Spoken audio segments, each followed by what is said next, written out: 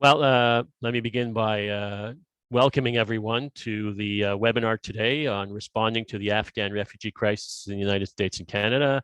Alors, permettez-moi de souhaiter la bienvenue à tous les participants pour notre webinaire Répondre à la crise des réfugiés afghans aux États-Unis et au Canada. C'est un immense plaisir d'avoir un groupe de participants si experts dans le domaine. So I think we're very pleased that we can have such a highly qualified group of experts from the policy making community, from civil society, and from the academy to join us for this webinar. Let me also thank in particular my colleagues from the United States. I understand well that today is Juneteenth, or yesterday actually was Juneteenth, so today is a civic holiday in the United States. I could think of no better way to mark any holiday than to participate in a dialogue on such relevant issues with your Canadian counterparts, but I want to nonetheless express my thanks because I do indeed understand the importance of Juneteenth, and actually we could use Juneteenth here in Canada. We do have Black History Month, but we could use a similar type of day to mark the emancipation of African Americans, not only in the United States, but more generally, where there can be an opportunity to mark such an important event across our history. So thanks again for your participation, and let me, before proceeding to introduce our esteemed opening panelists, thank my team here at the Metropolis Institute. Many of you have heard from them across the past couple of weeks, and notably James Ondrick, who is our Director of Programs and Associate Director, and Chloé Nignol. So merci infiniment Chloé pour tout le travail que tu as fait pour cette webinaire et pour le travail que tu fais en général, qui est fort apprécié. Alors, je vais immédiatement procéder à l'introduction de nos deux conférencières. D'abord, Jennifer McIntyre. So first, Jennifer McIntyre, who's our Assistant Deputy Minister for Afghanistan at Immigration, Refugees and Citizenship Canada. She holds a bachelor's degree in journalism from Carleton University and a master's in public administration from Queen's University. She served as special assistant to the Prime Minister responsible for international visits and summits before joining the Department of Foreign Affairs and International Trade in 2003. In 2013, she was appointed ambassador to the Swiss Federal Council, and in 2017, appointed ambassador of Canada for climate change. And as said, she is currently the Assistant Deputy Minister for Afghanistan. She'll actually lead us off, but let me proceed nonetheless to introduce Julieta Valls-Noyes, career member of the Senior Foreign Service, who became Assistant Secretary of State for the Bureau of Population, Refugees and Migration on March 31st, 2022. Previously, she served as Deputy Director and Acting Director of the Foreign Service Institute from 2018 to 2021, was appointed U.S. Ambassador to the Republic of Croatia from 2015 to 2017. From 2013 to 2015, Ambassador Noyes served as Deputy Assistant Secretary, Bureau of European and Eurasian Affairs, where she managed relations with 12 Western European countries and the European Union. Ambassador Noyes is a first-generation American whose parents entered the United States from Cuba as refugees. So gracias, thank you, Ambassador Noyes, Assistant Secretary Noyes, formerly Ambassador Noyes. I could say Your Excellency, right, as well, to both of you, right? So, but with that said, thank you again.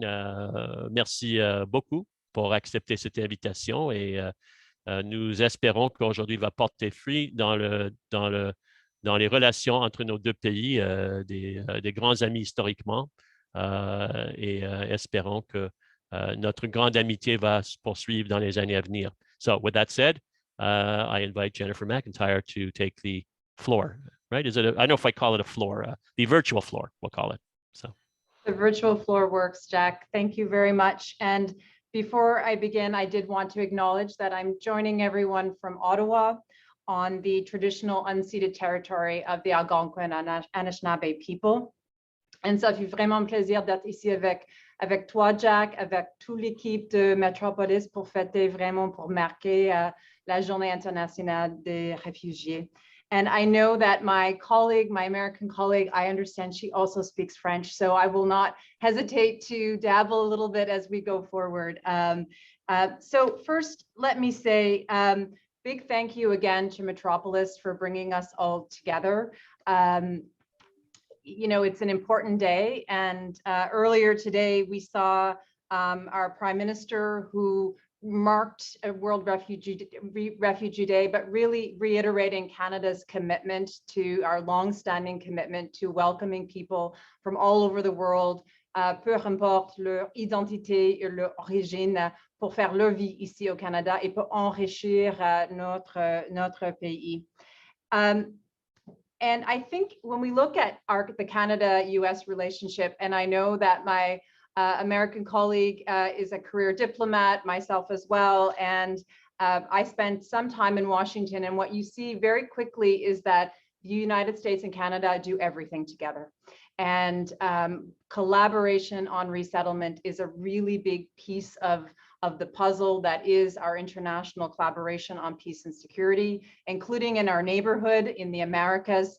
Just earlier this month, we saw the President of the United States and the Prime Minister of Canada reaffirm that commitment to celebrating the contribution of refugees from the Americas in their new home countries of Canada and the US during the Summit of the Americas in Los Angeles. So it's a long tradition, but I think what I would share with all of you today is that the Canada-US collaboration on resettlement in the context of the recent crisis in Afghanistan is actually very unique. And it's, I think, a great opportunity today to spotlight a little bit what has made that unique and where we can build on the collaboration to date throughout the resettlement continuum. So first, maybe I'll just say a couple of things about Canada's commitment to Afghan resettlement. I think last year, at the time of the crisis in August 2021, Canada immediately said that we were very committed to welcoming as many vulnerable Afghans as possible. We've committed to welcoming 40,000 Afghans to Canada, and we've already seen over 16,000 arrive in Canada. And what's driving our commitment is really this long-standing relationship with the people of Afghanistan, which, as well as the growing Afghan diaspora here in Canada. And like our American colleagues, we had spent many years, many decades, Canadian diplomats and members of the Canadian military working side by side with the people of Afghanistan to promote peace and security and to promote democracy. And when the crisis happened last year, I think what we all saw was that this partnership that the Allies had built up during this unique collaboration in Afghanistan was the foundation for our partnership during the evacuation. And Canada leaned very heavily on many of our allies to help us evacuate a number of Afghans that were destined to Canada. And I really want to take this opportunity to commend our American partners. They leveraged their tremendous resources in the region to help as many Afghans as they possibly could. And their support to allies with Canada was really critical and a bit of the trigger, the seed for the success of our resettlement programs going forward on Afghanistan. And it was the beginning of collaboration on Afghan resettlement between Canada and the US. And I think most who have joined us today will know that there were thousands of Afghans who were evacuated beginning in the summer last year, and many by our US friends. And what Canada and the United States agreed was that we would welcome to Canada 5,000 Afghans who were referred by the United States. And while we've collaborated before, this idea of the American government being a referral partner for Canada was actually really new. So we signed an agreement to welcome 5,000 Afghans that would be referred by the United States from a number of priority groups, particularly persecuted religious and ethnic minorities, as well as women leaders. And it's been a tremendous success. And I think we're looking very closely at this as we examine other resettlement movements and possibilities for partnership now and in the future. And I'm really happy to share that of the 5,000 individual Afghans that have been referred by the US, they will likely all be here by the end of the summer in Canada and starting their new lives here. So again, this was very much the beginning, however, of our collaboration. And I think what I wanted to share today is that while this was a bit of the impetus for very close collaboration at that before home country part of that resettlement continuum, I am talking to my American colleagues all of the time at the working level, at senior levels, and we're both countries are really seeking to welcome a historic number of Afghans. And we're encountering similar challenges, in particular, moving individuals out of Afghanistan to a safe third country before onward travel to Canada and in our case. And so what we're seeing is lots of opportunities to really collaborate on how do we overcome some shared challenges. And it has been, I would say, very successful on a number of fronts in terms of the solutions that we've been able to put in place to accelerate the arrivals of Afghans in Canada because of the collaboration that we have with our US partners. But I was really excited about today because I think Metropolis, what you've given us an opportunity to do today is to think about what happens after individual Afghans arrive in their new home countries, and what are the areas for collaboration between Canada and the US after arrival in the new home country. As I think was mentioned just before we joined the webinar, it's very active before on that sort of referral piece, on the safe passage piece, but what happens after? And I think the three things I'd like to leave us with today are just those three things that come to mind about what makes this resettlement movement unique in Canada. I think that they are shared by the United States, but there's three things that come to mind when we're thinking about the in Canada piece of the continuum. The first is that we've used some very unique pathways. So in terms of who the individuals are who are coming to Canada, in the case of Afghan resettlement, we've been very specific about wanting to welcome those Afghans who helped Canada. So of the total 40,000 individuals who will come to Canada, 18,000 will be those individuals and their families who worked with us, who have close links to Canada, back to that service that we had on the ground in Afghanistan by our Canadian diplomats and military. And this for Canada is a fairly unique program. And so in that case, it has presented some unique challenges in terms of how we identify the who and the mechanisms that we use for resettlement. The second piece that I would highlight for our conversation today about the challenges on the in Canada side is something that I've been hearing a lot about from our resettlement network in Canada. It's just that, and it's that many of the Afghans who are coming to Canada right now became refugees overnight. So unlike other large-scale resettlement movements that we've seen in Canada, where we had individuals who had been kind of in a protracted refugee status outside of their home country, many of the Afghans who are coming, this happened overnight. And this has presented some very unique challenges for our resettlement partners. And I hope we have an opportunity to talk about it today. I know we've had to adapt, particularly, for example, in reinforcing some of the mental health services that we're offering new arrivals. But again, one of those pieces that I think makes this unique. And the third that I would highlight for the table today that makes this movement a bit unique on the resettlement side is the crisis in Ukraine, and what that has meant in terms of the pressures on the capacity of the resettlement and settlement networks in Canada. We've seen over 40,000 Ukrainians arrive for temporary protection in Canada over the past number of months. And this has created a context where there are lots of pressures on the networks that are seeking to help both Ukrainians and Afghans. So I'll leave you with those three thoughts, and maybe just a final word to say that 40,000 is a big number for Canada. I tell my team all the time, when we look back at this group of individuals who arrived in Canada, these 40,000 Afghans, they will change our country over a number of generations. And how do we want to have supported them? What can we do best for this group of individuals to support their integration and their settlement in Canada? And that's one of the pieces that I'm hoping to take away from today's webinar. And à la fin, je voulais encore vous remercier pour m'avoir invité à vous rejoindre. Et je vous souhaite tous une bonne continuation à la discussion. Merci, Jack. Merci, Jennifer. Et voilà. Merci, Jennifer, et pour votre intervention qui était très pertinente. J'aimerais maintenant inviter Uliata Noyes à se joindre à nous et faire sa présentation. So I'd like to invite Uliata to make her presentation. And thank you again, Uliata, for joining us on World Refugee Day. Thank you, Jack, and thank you, Jennifer. And I also want to thank the Metropolis Canada team for bringing us together for this important conversation.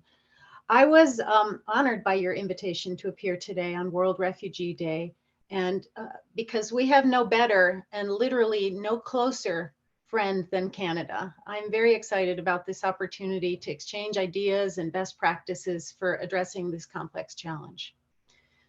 Our shared values lie at the heart of our bilateral relationship, and those values include providing refuge to the world's most vulnerable. I am proud to lead the State Department's Bureau of Population, Refugees, and Migration, which is at the forefront of US government efforts to revitalize the US refugee admissions program. Early in his administration, President Biden raised the annual refugee admissions cap to 125,000, which is a very lofty goal and one that we're working hard to meet. It will, of course, require us to innovate considerably to reach that goal. And one of President Biden's first executive orders directed us to create a private refugee sponsor pilot program. The president envisioned such a program as a key component of a restored refugee admissions program. So we got to work right away. And we were hard at work on that program on August 15th, 2021, when Kabul fell. And our priorities shifted dramatically to the massive Afghan relocation effort. In a matter of weeks, the United States would welcome over 75,000 Afghan nationals who had fled Afghanistan. We needed to figure out a way to resettle every single one of them. While we had to stop work on the broader private sponsorship pilot program, because there's only so many hours in a day and only so many people working on this, we knew that over the long run, private sponsorship would be a game changer. So we shifted our focus at that point to the urgent program focused on Afghans. And then in October of 2021, just weeks after the first planes arrived in the United States carrying relocated Afghans, we launched the Sponsor Circle program in collaboration with the Community Sponsorship Hub. This is a first of a kind private-public partnership that allowed groups of at least 5 private citizens to pool their resources and register to sponsor Afghan families directly for resettlement in the United States. And since its launch, over 100 sponsor circles in 28 US states have welcomed hundreds of new Afghan neighbors to their community. I met with one of them on Friday in our own celebrations of World Refugee Day, and it was wonderful to hear how close they've become, the Afghan family and the sponsor circle. They refer to each other as their second families. It was very heartwarming. But I was particularly moved when I learned that among the very first sponsor circles to register was a group of Vietnamese Americans in Seattle, Washington. All of them were refugees themselves or children of refugees who had fled the Vietnam War in the 1970s. Even more astounding, they thanked us for giving them the opportunity to repay the kindness of the countless strangers who had helped them build new lives in the United States. Now, one member of that sponsor circle, whose father had fled Vietnam in 1975 with his parents and 9 siblings, this guy moved out of his Seattle apartment so that a resettled Afghan woman could stay there. He kept paying the rent and he stayed with his parents while she looked for longer-term accommodations. It's full circle, he said. In America, you can pay it forward. So we are paying it forward with the lessons that we've learned from the Afghanistan response to improve the way that we manage refugee admissions. Constantly improving refugee resettlement will be essential to meeting President Biden's refugee resettlement goals. And it will also be essential to helping us address a global displacement crisis that expands far beyond Afghanistan. Indeed, the world marked a very sobering milestone last month when UN High Commissioner for Refugees Filippo Grandi announced that over 100 million people were now forcibly displaced. For the first time in history, more than 1% of the world's population has had to flee from their homes. So making our resettlement programs more resilient is not an option, it's a necessity. As we continue to work on that broader private sponsorship program and to adapt the Afghan specific model to meet other needs. In April, the Department of Homeland Security launched United for Ukraine, which gives Ukrainians forced to flee Russia's unprovoked continued attack a legal pathway to come to the United States under private sponsorship. So these innovative efforts will inform our work on the broader program. The U.S. Refugee Resettlement Program of the future will offer every American citizen the opportunity to make a personal, direct investment in providing refuge to the world's most vulnerable people. Now, the Afghan relocation effort also pushed us to use new technologies and to scrutinize our processes to increase the resettlement program's efficiency without compromising its integrity. In Qatar, we are piloting a model for reviewing prospective Afghan refugees' applications, and we've cut the processing time to just over 30 days. Now that's down dramatically from historic timelines that stretched months or even years before prospective refugees could come to the United States. We've implemented technological solutions to allow us to conduct comprehensive security vetting faster, and we're using new video conferencing capabilities to interview some applicants remotely, allowing those who are unable to travel from remote locations to access the refugee application process faster. We're building the program in more traditional ways too. In January of this year, we had about January of last year, we had about 1,000 staff at our resettlement support centers around the world. Today, we have more than 1,600. We, in that same period, expanded the number of local resettlement partner agencies here in the United States from 200 to 280. And we'll continue to look for ways to make the program more agile, more capable, and more efficient, not just because it's good policy, but because it's good, period. And the work is far from over around the world and in Afghanistan. I am deeply proud of what we achieved in relocating 75,000 Afghans in less than 6 months in the United States. But here's another sobering statistic. Of the 100 million people who are forcibly displaced worldwide, over 6 million are Afghans. That includes 2.6 million registered refugees, 2.2 million in Pakistan and Iran alone. It also includes 3.5 million internally displaced Afghans. 40 years of conflict, natural disaster, endemic poverty, and food insecurity have left Afghans in need of or in the throes of a profound and protracted humanitarian crisis.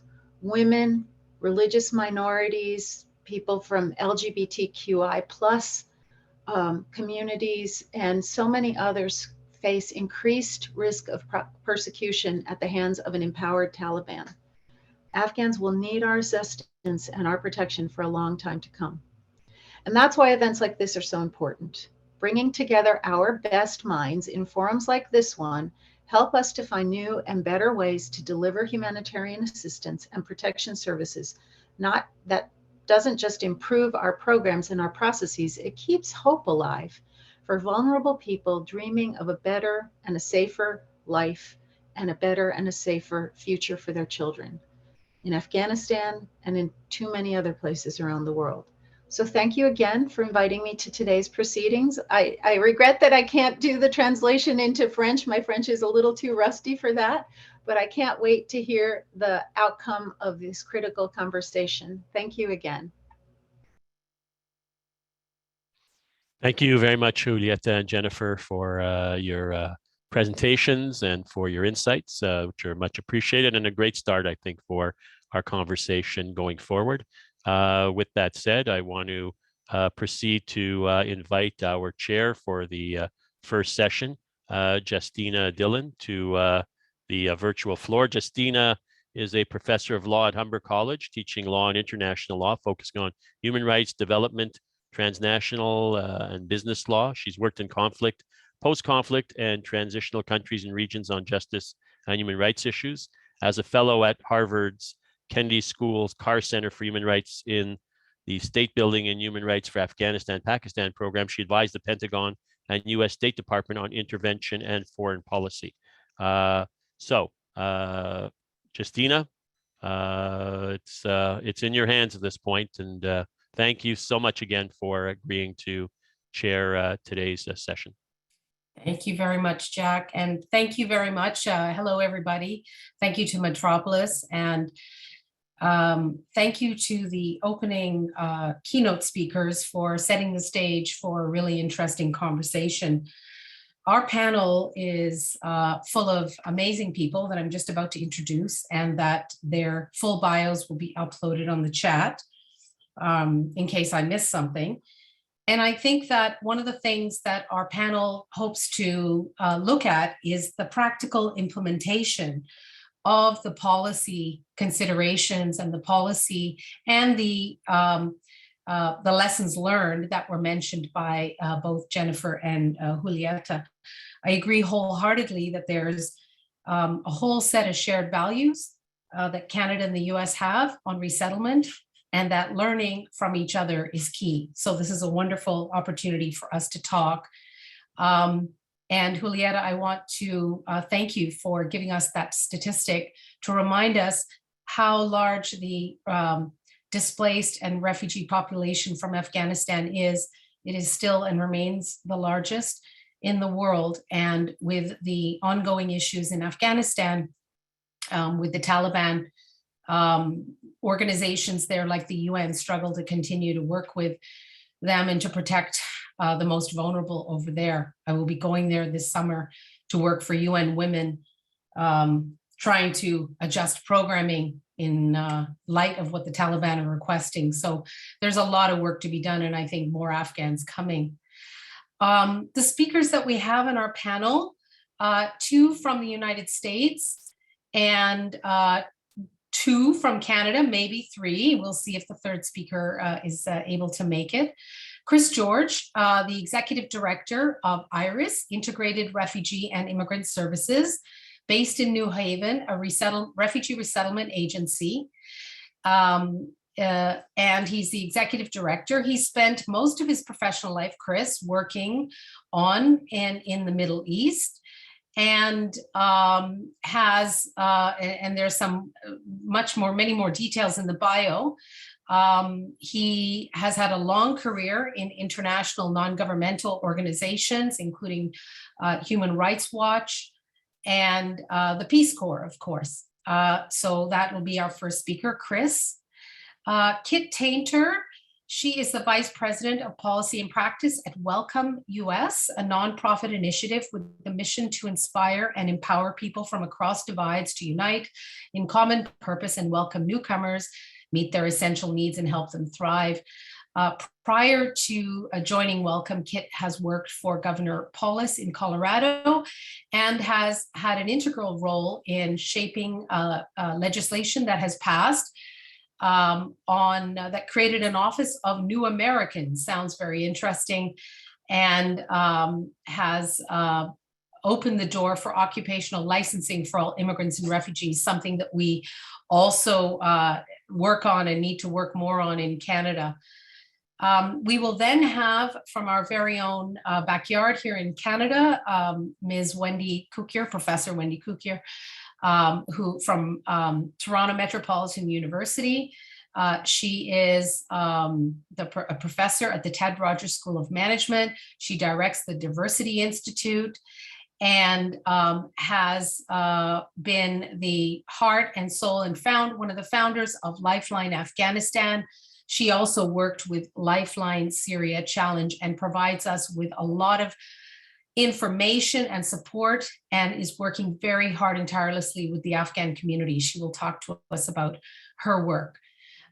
Finally, we'll have Jack Jedwab, who you know from Metropolis, and he will present information on, I think, statistics related to the resettlement.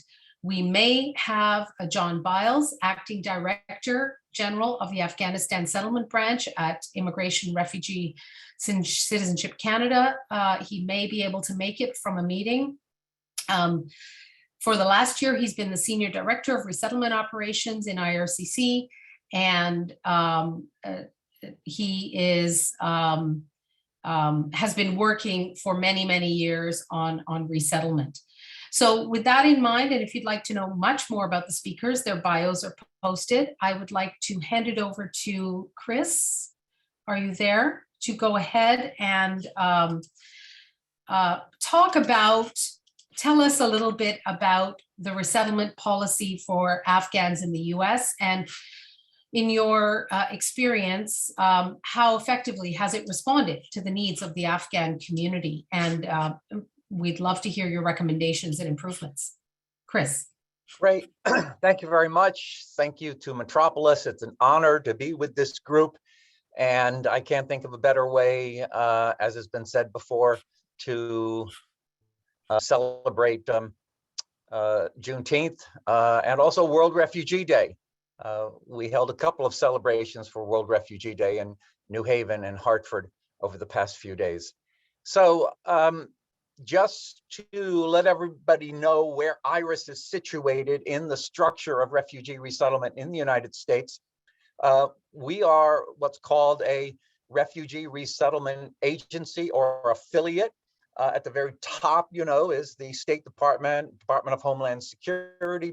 Below them are 9 national organizations, large private voluntary organizations that have the contracts with the US government. And then under them are the 280 so small, medium, large, spread across the United States that have the honor of actually doing the work of resettling refugees. We had been weakened over the years of the previous administration. Some of those affiliates actually had to close down. Most refugee resettlement agencies had to lay off staff. So when we were hit with this unprecedented demand, maybe request, from the State Department to resettle 75,000 Afghans in 3 months, it kind of took our breath away. And initially, our estimate of how many we could resettle, around 30 or 40,000. That's quite a gap between 75,000, the need of 75,000, and our capacity of just 40,000. Eventually, we were able to increase our capacities, the refugee resettlement agencies spread across the United States, and with the help of Sponsor Circles, the new program that was established, inspired by Canada's model of private sponsorship, with the help of Sponsor Circle, with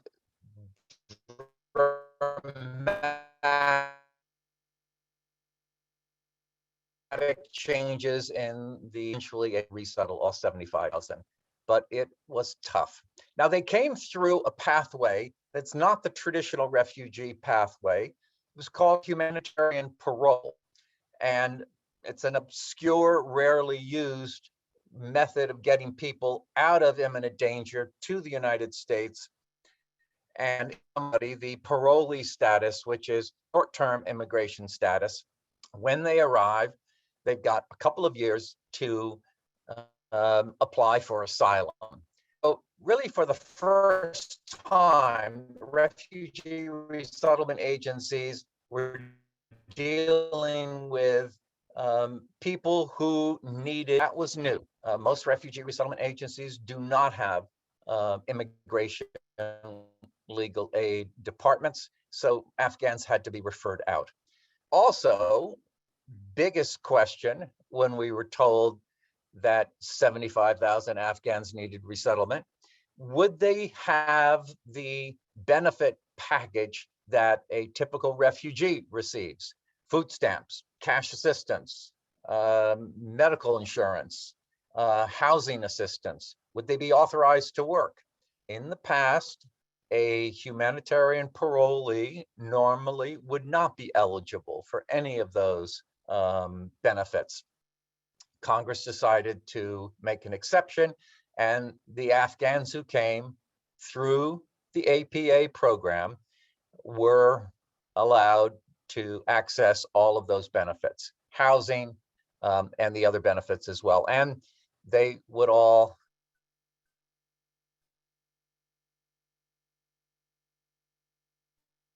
be able to. So look, we're happy to help out. We will do the best we can with these 75,000, but you've got to help us and make sure that they have the benefits that a traditional refugee has.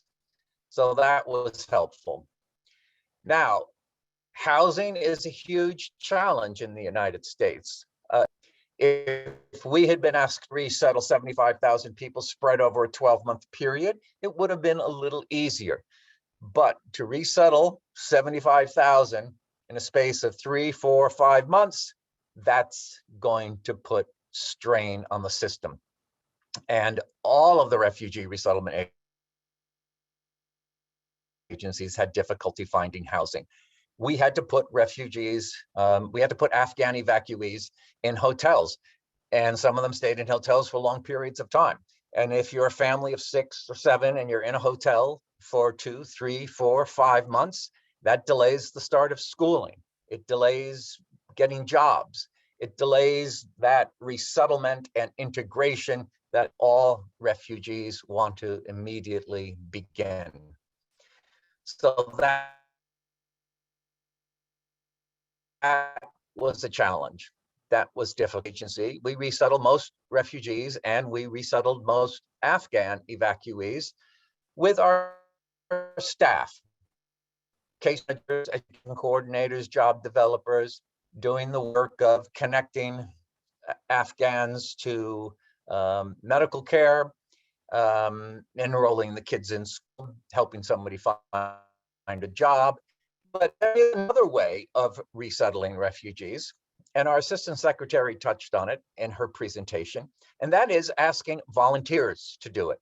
And since the Syrian crisis in Connecticut, my organization, IRIS, has practiced what we call community-based resettlement or community co-sponsorship, where a group of volunteers will come together, get some training, raise some money, fill out an application, and then we would place a refugee or an Afghan evacuee family with them, provide backup, oversight, troubleshooting, coaching, and they do a spectacular job.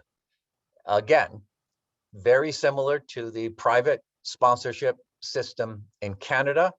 It has been happening right here in the United States in pockets around the country, but it is an approach to refugee resettlement that is tried and true, and it is, I think, the future of refugee resettlement here in the United States.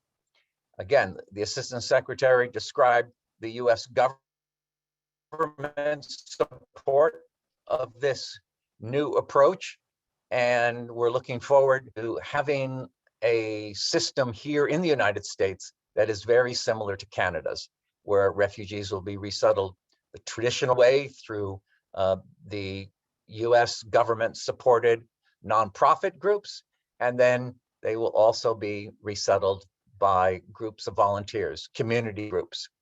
It has been a bit of a challenge to convince the refugee resettlement organizations that this approach works, but we have made progress over the past few years, and volunteers, as I said, have done a great job.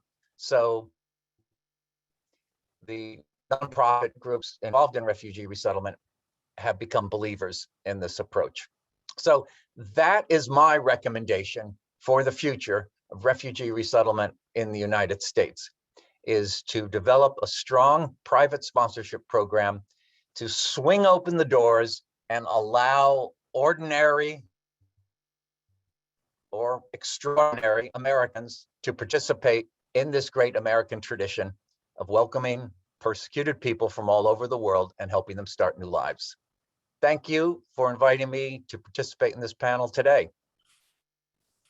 Thank you very much. The host, yeah, video, great.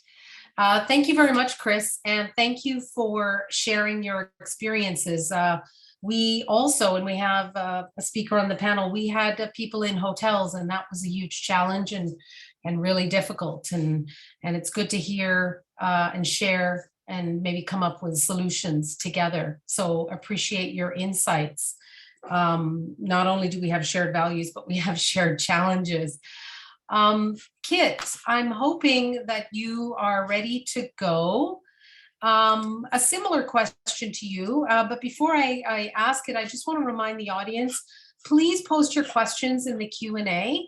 I'll gather them, and after we finish with the speakers, I'm hoping we have at least 20 minutes or maybe a little bit less, depending on how we go, to answer your questions and to have a discussion amongst all of us. So please post your questions in the Q&A, and I'll be alerted to them. So Kit, thank you very much for coming. Could you talk about, along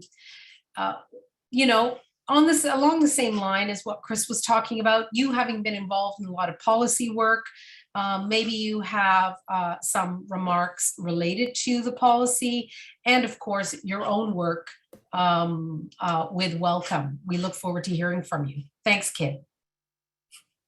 Thanks so much. And as Chris said, it's such a pleasure to be here with colleagues from the United States and Canada on World Refugee Day and on Juneteenth. So hope that everybody finds a way to celebrate either of those holidays or both of those holidays today in either small or big ways. So as Ambassador Noyes mentioned, and as Chris mentioned as well, we were faced here in the United States with a pretty large challenge after the fall of Kabul, which is how do we resettle 75,000 Afghan evacuees who were evacuated again in the recent days after or right before the fall of Kabul, rather. How are we going to be able to integrate and welcome those new neighbors into our communities? As Chris mentioned, the refugee resettlement system was operating at a very limited capacity. For insight, the refugee resettlement system had welcomed about 11,000 refugees total in 2021. And then of course, in August of 2021, we're asked to do much more, again, around that 75,000 mark of Afghan evacuees. I think they say that necessity is the mother of invention. And so I want to acknowledge the fact that, it wasn't something that we were asked, could you do? It was something that was at our doorstep and we had to figure out how to do. And I think a lot of really great things came out of that challenge that pushed us to think a little bit differently about refugee resettlement, that pushed us, as Ambassador Noyes mentioned, to sort of pivot to looking at community sponsorship and private sponsorship in particular for Afghan evacuees, and really bring a whole of country and whole of government approach to this challenge, which, did have, instances of Afghans, living in hotels or maybe not being able to start their lives immediately after their arrival here in the United States. But I think being on the other side of it, about 10 months into it, I think we're able to look back and recognize what we were able to accomplish when we really brought, again, that whole of country and whole of government approach. We're looking at a situation in which now, about 90% of Afghans are in permanent long-term housing. Many of them have connected with employment and with jobs. And while it might not be the job that is requisite or it recognizes their skills rather, or their licenses in Afghanistan, they are jobs that are providing them with necessary work experience here in the United States that they can build upon to create self-sufficiency and economic vitality in the days and weeks ahead, not only for themselves, but their communities as a whole. We Welcome.us was stood up, just sort of a note to the necessity being the mother of invention. We were stood up in 20 days after the fall of Kabul. We had folks had thought about the need for Welcome.us or a group like Welcome.us to really build on the notion that we have more capacity to welcome in the United States than is currently being utilized for all of those seeking refuge, to include those who come through the traditional refugee resettlement system. We were stood up in just 20 days, really recognizing that there needed to be, again, that whole of country approach. We really feel like that we were able to pull on a number of different innovations, different collaborations, and again, that dedication to get stuff done in order to invite in some different and additional players into the traditional refugee resettlement system, or to be able to wrap our hands around it, to be able to deal with the numbers that were coming in such a short amount of time. Welcome.us stood up or worked with the United States government to create new pathways for additional nonprofits to lean in to help agencies like Chris's or agencies across the United States, again, really grapple with the numbers coming in such a short amount of time. So we work with the United States government, and so including the Department of State, to welcome in different nonprofits, to include Samaritan's Purse, the Lions Club, Islamic Relief United States, US. So, folks that were used to working in humanitarian situations overseas and being called upon to help with what was, sort of a humanitarian emergency unfolding within our own borders. We were really excited to be able to draw on their expertise to lean in, and again, to create and showcase the fact that there is more capacity and willingness to resettle refugees than perhaps we had recognized before, and to be able to carry those realizations into the work that we do moving forward. Welcome.us was also able to bring in not only nonprofits, but the business community and technology innovation. So an example is we were able to stand up a Welcome.us CEO Council, which really pulls a lot of America's most iconic companies and CEOs into the fold of refugee resettlement. It includes folks like Sundar Pichai from Alphabet. We have folks from Accenture, which works really closely with the American government on data and infrastructure and operational capacity. TripAdvisor, Airbnb, some of, again, the largest companies in the United States really raising their hand and saying, you know what, we would like to be involved in this effort, not only for the short term, but for the long term. Our CEO Council currently has a number of action teams, one of which is initial resettlement. So how do we, for instance, use the logistics capacity and knowledge of Amazon to sort of apply it to how you set up an apartment for a newcomer? How might we begin to take some of those skill sets that our private companies have and begin to apply them to the infrastructure of the refugee resettlement system? Other innovations that we stood up is that, we have a welcome exchange, which allows businesses and nonprofits, for the lack of a better word, to sort of trade expertise and trade goods. So for instance, you could be an Afghan serving organization in DC and say, what I really need is I need, 80 Chromebooks for, new arrival students to be able to connect with summer school programs, and a business to be able to raise their hand and say, 80 Chromebooks, that's something that I can do. That's something that I can give. And we're able to connect them through technology to make sure that people in need are able to connect, again, with Americans' willingness and capacity to welcome newcomers, and a technological advance that makes that possible. We were also able to stand up an employment exchange. So an employment exchange is basically a website in which businesses can raise their hands and say, we are really interested and we desire to hire newcomers. And so we'll post these jobs, newcomers can browse them and connect. We're so fortunate to have over 200 employers really take us up on the offer to begin to think about how they might connect with newcomers and their skills and experience to be able to move their businesses forward, as well as provide Afghans with livable wages upon arrival. Again, this is just a sort of a sprinkling of the different innovations that have been brought to bear. This is a huge challenge to welcome 72,000 Afghans, and I would be reticent not to mention that we're being, called upon to also welcome Ukrainians at the moment. So these are two really big populations that are coming in to the United States. But again, we really feel like that this is just a demonstration that that we always had more capacity to resettle newcomers, that we always had more capacity to welcome. It's just figuring out what are the innovations in the systems that allow every American, whether you're in Iowa, whether you're in Connecticut, whether you're in Seattle, New York City, whether you stay at home with your kids, or whether or not you're a CEO of an iconic American company. What are all the ways that we can make sure that you, in particular, in your community, are as involved as you can be in the welcoming of newcomers? So thanks a lot, Justina. I think I'll turn it back to you for the next speaker. Awesome. Thank you.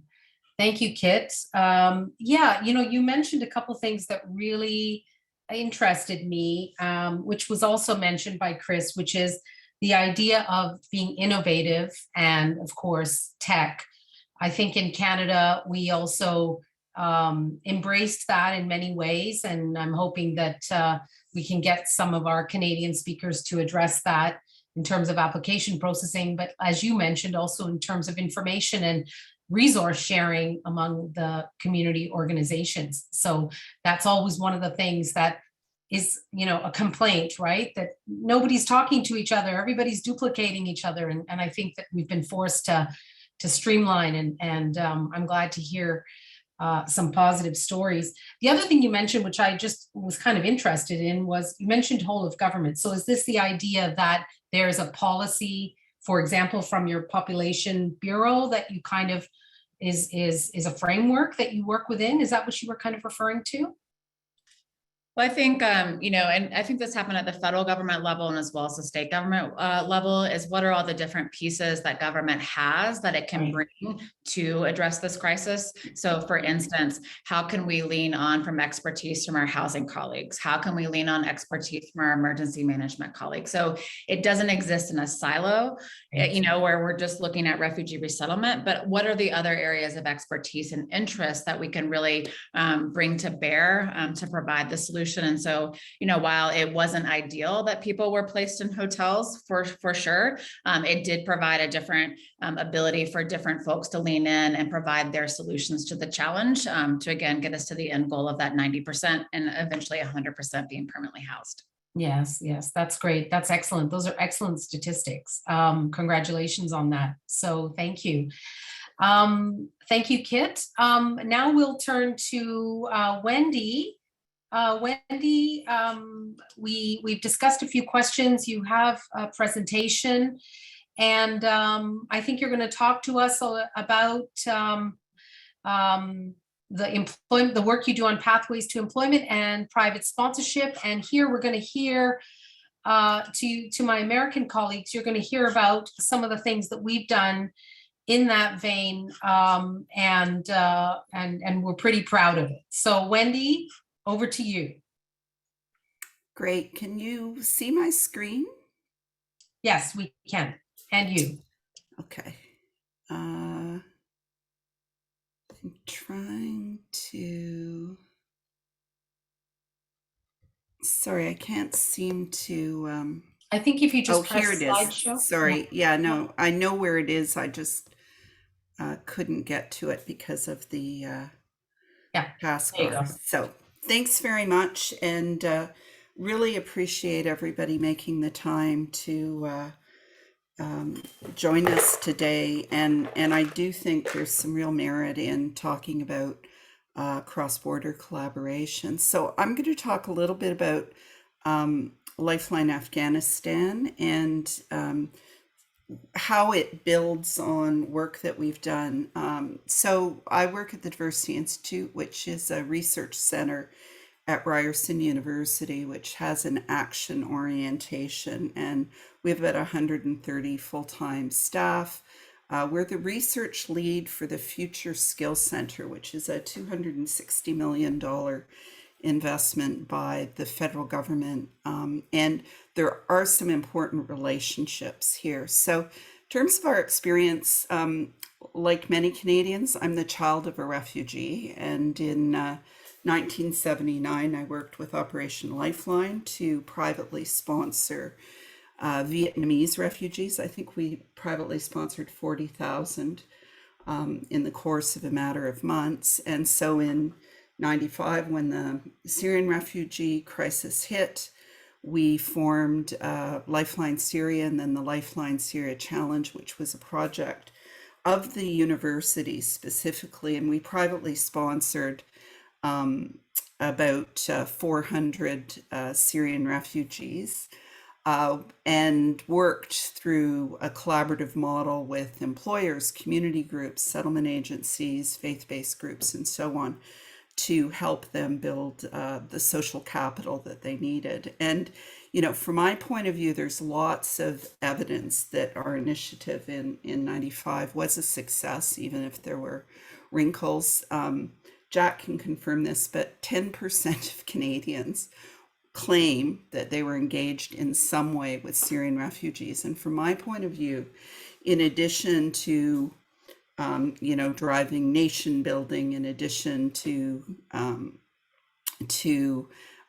meeting, frankly, skills needs and driving entrepreneurship and satisfying our humanitarian aspirations, I believe the private sponsorship of Syrian refugees was one of the strongest antidotes to Islamophobia that we've ever had. And we've done some research specifically on that. So we formed Lifeline Afghanistan last August. Many of the same people who were involved in Lifeline Syria and the Ryerson University Lifeline Syria Challenge, including Senator Ratna Ahmedvar and some prominent Afghan leaders, as well as journalists and so on.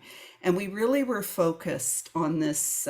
We're not a settlement agency. We're obviously not part of government. So really focused on this nexus between settlement agencies, government, and so on, and civil society and the private sector to really focus on leveraging public sector resources and assets to improve opportunities for Afghan refugees. And obviously private sponsorship was a big piece of it, but so was employment.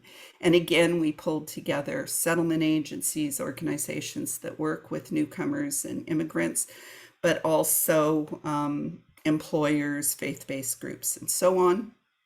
And we focused on several things. One was pathways. So we were far less involved than some groups in the humanitarian evacuation, much more focused on private sponsorship of refugees, but also looking at other pathways, student visas, economic pathways, and so on.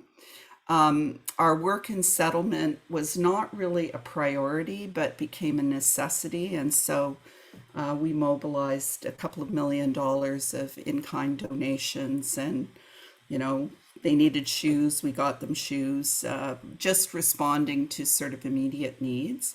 But our big focus is really on the training employment pathways, partly because, of course, it helps refugees become independent. It also, you know, the point was mentioned about many of the people who are coming with the first tranche, highly skilled, highly educated, and became refugees overnight. And we know that the impact on mental health is profound when people are not just uprooted, but also lose their jobs, their identity, and so on. So we think that focus on training and employment is not just self-serving, but actually is important. And because we work with the Future Skills Center and with employers, we're acutely aware not just of the humanitarian imperative, but the economic imperative. Canada currently has 1 million unfilled jobs. And these are not just highly skilled jobs, these are lots of jobs. We've been doing research, particularly with small, medium enterprises, which account for the majority of employment in this country. Very different than the US. US, it's about 50%, Canada, it's 90%. And people are begging for, we had one large employer call and say, we have 5,000 positions open across Canada. May we please have your Afghan refugees? And of course, we didn't actually have pipeline. And so we're doing a lot of work focusing on where the employment opportunities are that we can match, because much of our work at the Diversity Institute, we're in a business school, is based on this notion of the business case for diversity. And it's not to, of course, everything's grounded in a commitment to social justice and humanitarian aims. But if you want to engage more than the usual suspects, often appealing to enlightened self-interest is a really good way to proceed. And we've leveraged technology. So our Magnet platform links to 36,000 of Canada's largest employers, as well as about 60 chambers of commerce, and is set up to allow matching between job seekers and employers, as well as lots of other supports. We're working on a number of initiatives to complement the efforts of settlement agencies and other organizations focused on private sponsorship. And while I won't go into it in great detail, there are areas where we think the policy and processes could be improved, particularly with respect to student visas. You know, Afghans who apply for a student visa are turned down because no one believes they will return to their home country. Simple example. And there are other issues that, in our view, are limiting our ability to really leverage the resources that Canadians would like to bring to private sponsorship, or employers would like to bring to economic pathways. We're focused on a number of innovative pilot projects and research projects, as I mentioned, looking at labor market and employer needs, specifically with respect to refugees, looking at ways to assess competencies pre-arrival, so actually working with organizations that have presence in the refugee camps to do some pre-arrival training, assessments, and so on, focusing on employer-centered approaches, youth supports, wraparound supports. As I mentioned before, we're working with one provider to provide online mental health supports to new arrivals. And the quid pro quo is they're giving us free access to services because they want access to more diversity in the service provision. So lots of interesting initiatives there. Our foreign credential recognition and pathways project is specially focused on healthcare professionals. This is an area where the US does a much, much better job than we do. And in fact, newcomers to Canada often go to Buffalo to get their foreign credentials recognized as physicians and then come back to Canada. And there's lots that needs to be done there. I mean, anecdotally, I'm working on a case where we have 7 Afghan doctors who were put into a personal support worker program so they could earn minimum wage. We have some real challenges in how we address those issues. And then, of course, a big piece of what we're focused on is community and employer engagement. One of the things we think is innovative and important is rethinking how we conceptualize career pathing, and recognizing that when we're dealing with refugees, when we're dealing with people with intergenerational trauma and so on, we need to have very different wraparound supports, mentoring, and counseling. And we're really trying to drive new narratives. You know, the story of Tariq Haddad has been very celebrated in Canada. He's just launched a number of new stores, I think one in Ottawa. But refugees drive economic growth. Many of them create jobs, they don't take jobs. And this idea that, you know, in Canada, we don't care what's on your head, we care what's in it, I think is very important in the context of the global competition for talent. So it's a slightly different perspective. We do think that private sponsorship of refugees was one of Canada's proudest social innovations. And over the last 40 years, I guess, it's proved very, very effective. And we need to be able to harness it to its fullest potential to support Afghan refugees. So thanks very much. Thank you, Wendy, for an awesome bunch of information. I have 2 follow-ups right away. One is that people want to get in touch with Lifeline Afghanistan. So if you could post, I think there is, you did post a link to Lifeline Afghanistan in the chat. So Hakeem, you can go there and look at the link. And the other one is about sharing your slides, because they have so much great information on there. So I don't know if you'd be willing to do that, but if you are, sure. I post stuck that. my email in the chat if anybody wants to follow up on any of the things we're doing. And I should have mentioned we have a number of cross-border partnerships, for example, with Tent, which is pulling together particularly large multinationals that have a footprint in the US and Canada that are creating pathways for not just Afghan refugees, but also Ukrainians. And obviously, there's more to be said about the similarities and the differences in those issues, and also the responses of different governments.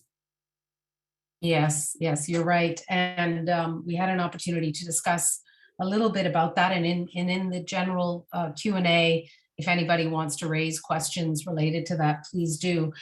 I want to, let's say, throw my support or mention my admiration for approaching your approach to resettlement from that perspective, because as you know, and I'm also in a business faculty, the idea of transforming something into a practical deliverable, a job for somebody that meets, their standards and respects their knowledge, is so very important for the, mental, physical, emotional, and political health of our country, and economic, of course. So we really, really appreciate that.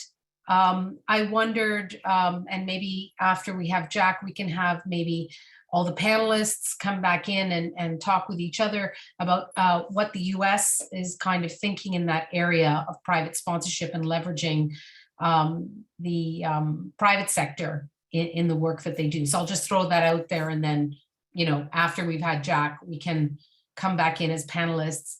I do see a few questions in the Q&A, and I will address them, so hang tight. Let me invite Jack to come in and talk about the information that Metropolis has gathered. Jack? Okay. Just going to get my PowerPoint up, and thank you so much. And thanks to my sister from another mother, Wendy. Always great to hear about the work you're doing. And thanks to Chris and Kit also for sharing with us all the amazing work that's being done really on both sides of our borders. And I see that John, who can also refer to as my brother from another mother, has joined us. So I'll try to expedite my presentation so that we can hear from John, who has a lot of interesting insight to offer us. Okay, share screen. Here we go. And here we are. Right. Okay. So I've been doing more work these days on public opinion, so more on what the Canadian population in general thinks or how they view some of the issues involving both Ukrainian and Afghan refugees. And at the same time, we're involved in another project that's tracking the perspectives and challenges encountered by Afghan refugees with my colleague Laurie Wilkinson, who you'll hear some preliminary results from in the next session. But for the time being, going to share with you what Canadian public opinion is on some of the issues. And really, we've done 3 surveys, some of them more detailed than others. This is just a very small glimpse of the surveys, particularly the more recent one, which was done on June 10th to 12th. But we also did a previous survey on May 6th to 8th. These are national surveys with a company called Leger Marketing, which has offices in both Canada and the United States, but our focus has been in public opinion in Canada. So you'll see here the question. I had to, for purposes of trying to get a more exact comparison, put the number 100,000, which is in terms of the Ukrainian movement on the straight lower end, where we're at about 140,000 in terms of what we've accepted by way of the Ukrainian migration out of potential 300,000. We're at 40,000 Afghan refugees, but at least in terms of the target.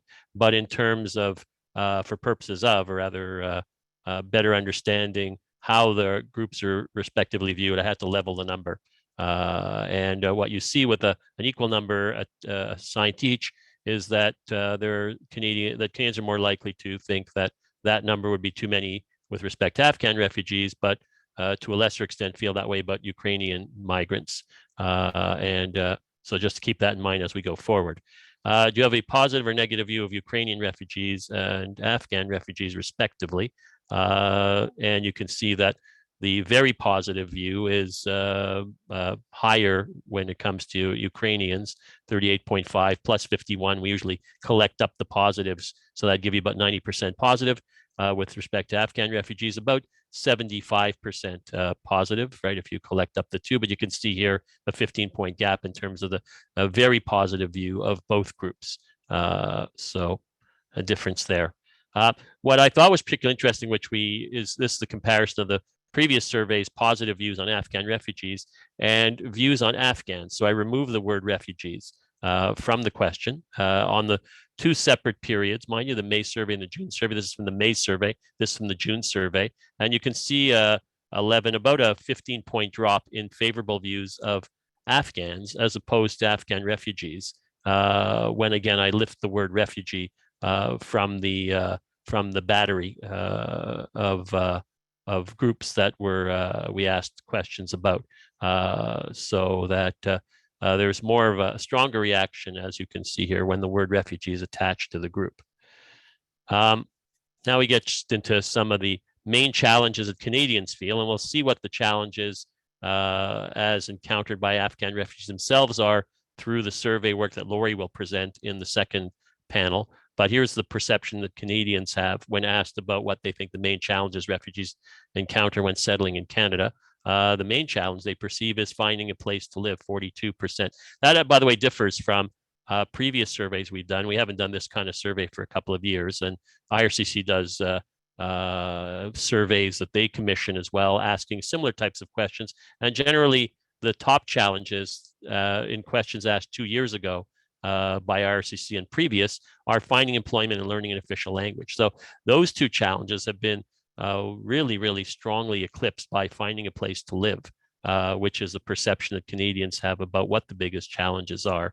And you'll see, as I said, for those of you who are staying for the second session, how Afghan refugees perceive their challenges on a priority basis in settling in Canada. So there are some regional variations you can see in terms of the extent to which that's viewed as a challenge.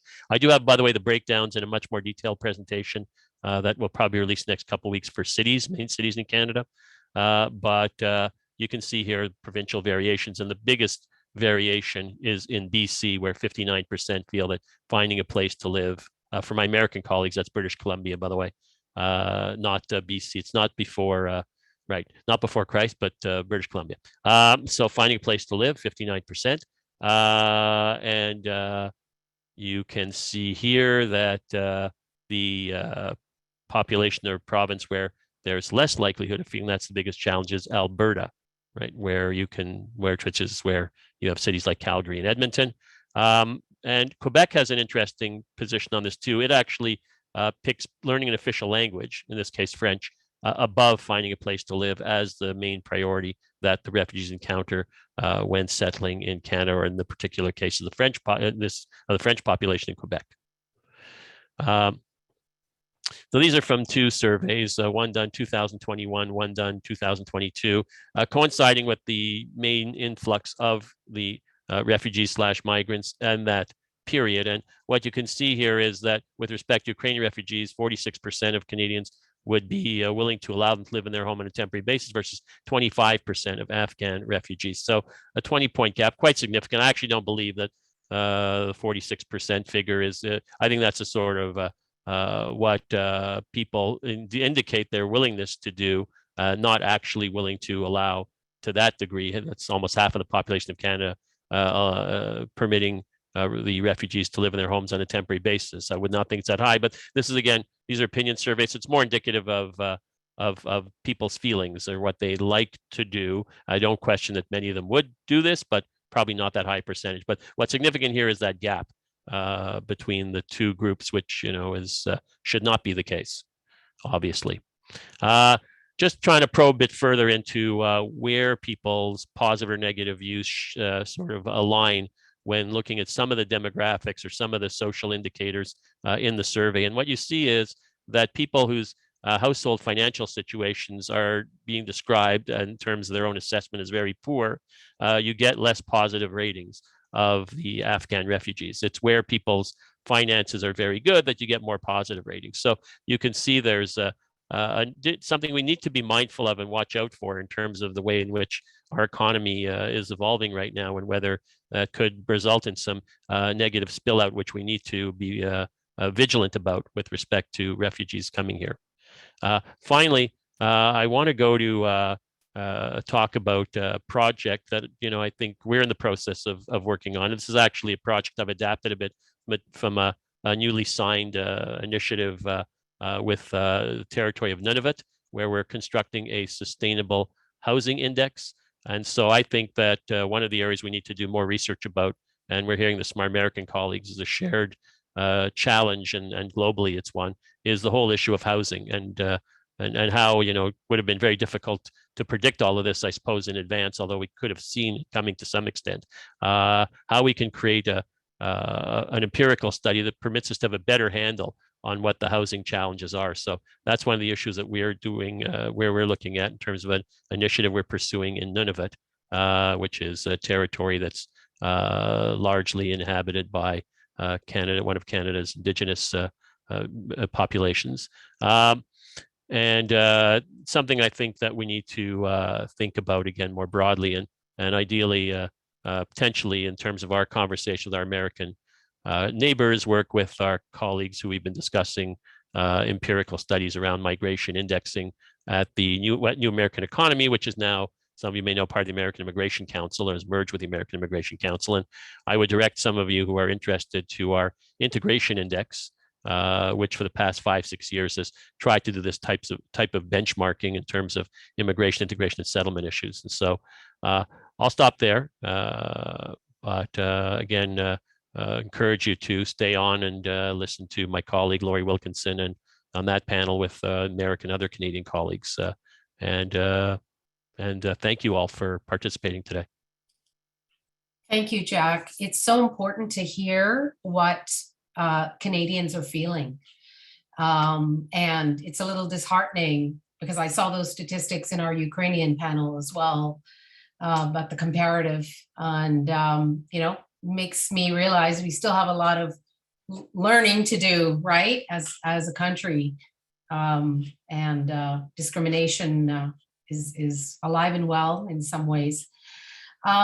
Let's have John come on and talk to us.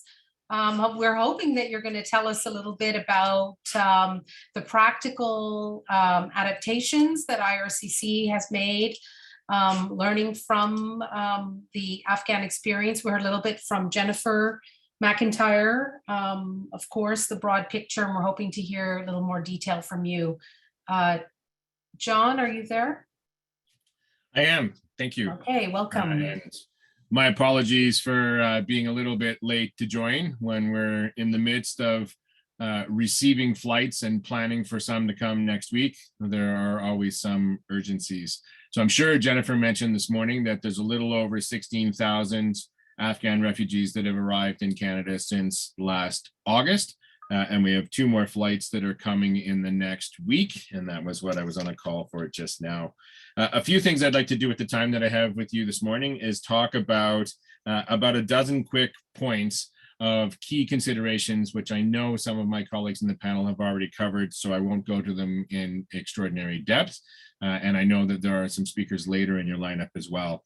It's really important to recognize that there is a well-established resettlement network of providers and players in civil society in the Canadian context, with lots of experience of mass refugee movements in the past. So the very first thing that we do when there's an international crisis is kind of convene that group of eminence grisée experts who have been doing this a long time to talk about how do we situate ourselves this time. And every time we're building on the shoulders of those that came before us and learning about the lessons that we learned last time. And every movement continues to fine tune that approach. So number one is really, it's a whole of society approach that's required for this to be successful. It's healthcare, education, employers, landlords, service providers, municipalities, citizens, social services all need to be networked together from a very early stage with open lines of communication so that we can problem solve as we go. Second, and I think it's something we really learned from Operation Syrian Refugee, is while resettlement is truly local, it also has lots of need for national conversations and points of connection. So I'm sure Wendy was talking about some of the large national employers that she and others have brought to the table, and their desire to tap into that network of 41 resettlement providers all at once and not necessarily agency by agency. And making sure that we can leverage that power. I know Farabor, as my co-chair of the International Committee, is going to speak a little bit later about the governance, I think, of what we've set in place, which has been extremely effective at harnessing best practices and engaging the whole national network together. Whereas in OSR, it was a much more geographically specific approach, and some of that national connectivity took longer than we would have liked. Number three, and it's true of everybody in the COVID environment, the use of technology and starting assumptions that have long been existing about the ability to access technology for resettlement and settlement services. In a quarantine environment, which is where we were last August, there was no substitution for it. So a lending library of tablets that have been given to everybody over the age of 5 has enabled age-appropriate services to be delivered on a scale simply not imaginable before. It's not the same thing as in-person activities, but when you're in hotel rooms in quarantine or you have a need to access services that are quite specialized and they're not necessarily available in all 41 communities, it opens up a world of opportunities. Small centers in the Canadian context, we have been exploring and looking at since at least Operation Parasol with the arrival of the Kosovars, a need and an appetite for resettlement in smaller centers. Research continues to demonstrate better outcomes for resettled refugees in smaller centers, but unquestionably there's a pull internationally towards large urban centers based on, I think, familiarity. And I would assume my colleague Farabors will speak a little bit more about that later as well, that really putting the effort into encouraging people to take advantage of resettlement in the smaller centers where the quality of life can be higher, the cost of living can be lower, and then the freedom of movement ultimately for newcomers within Canada, but knowing and making an informed choice about things like the availability of housing and schooling.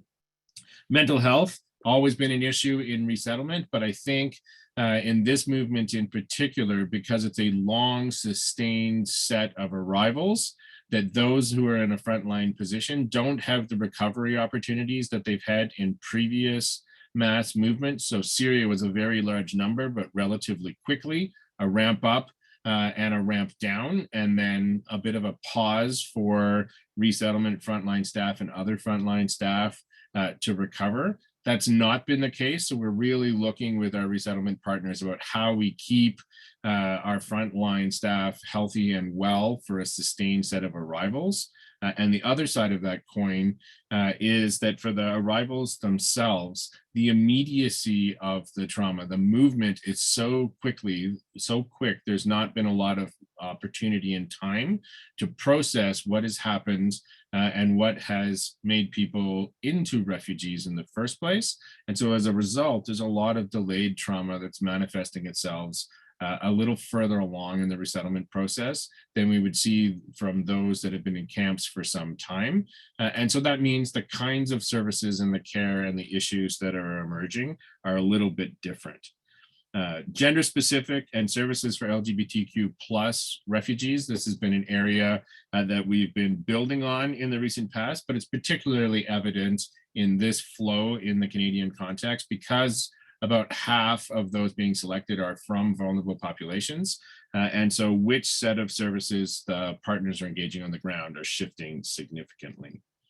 Another trend that we've seen for every mass movement is really the short term versus the long term. Everybody wants to help in the short term, but this is the journey of at least a generation.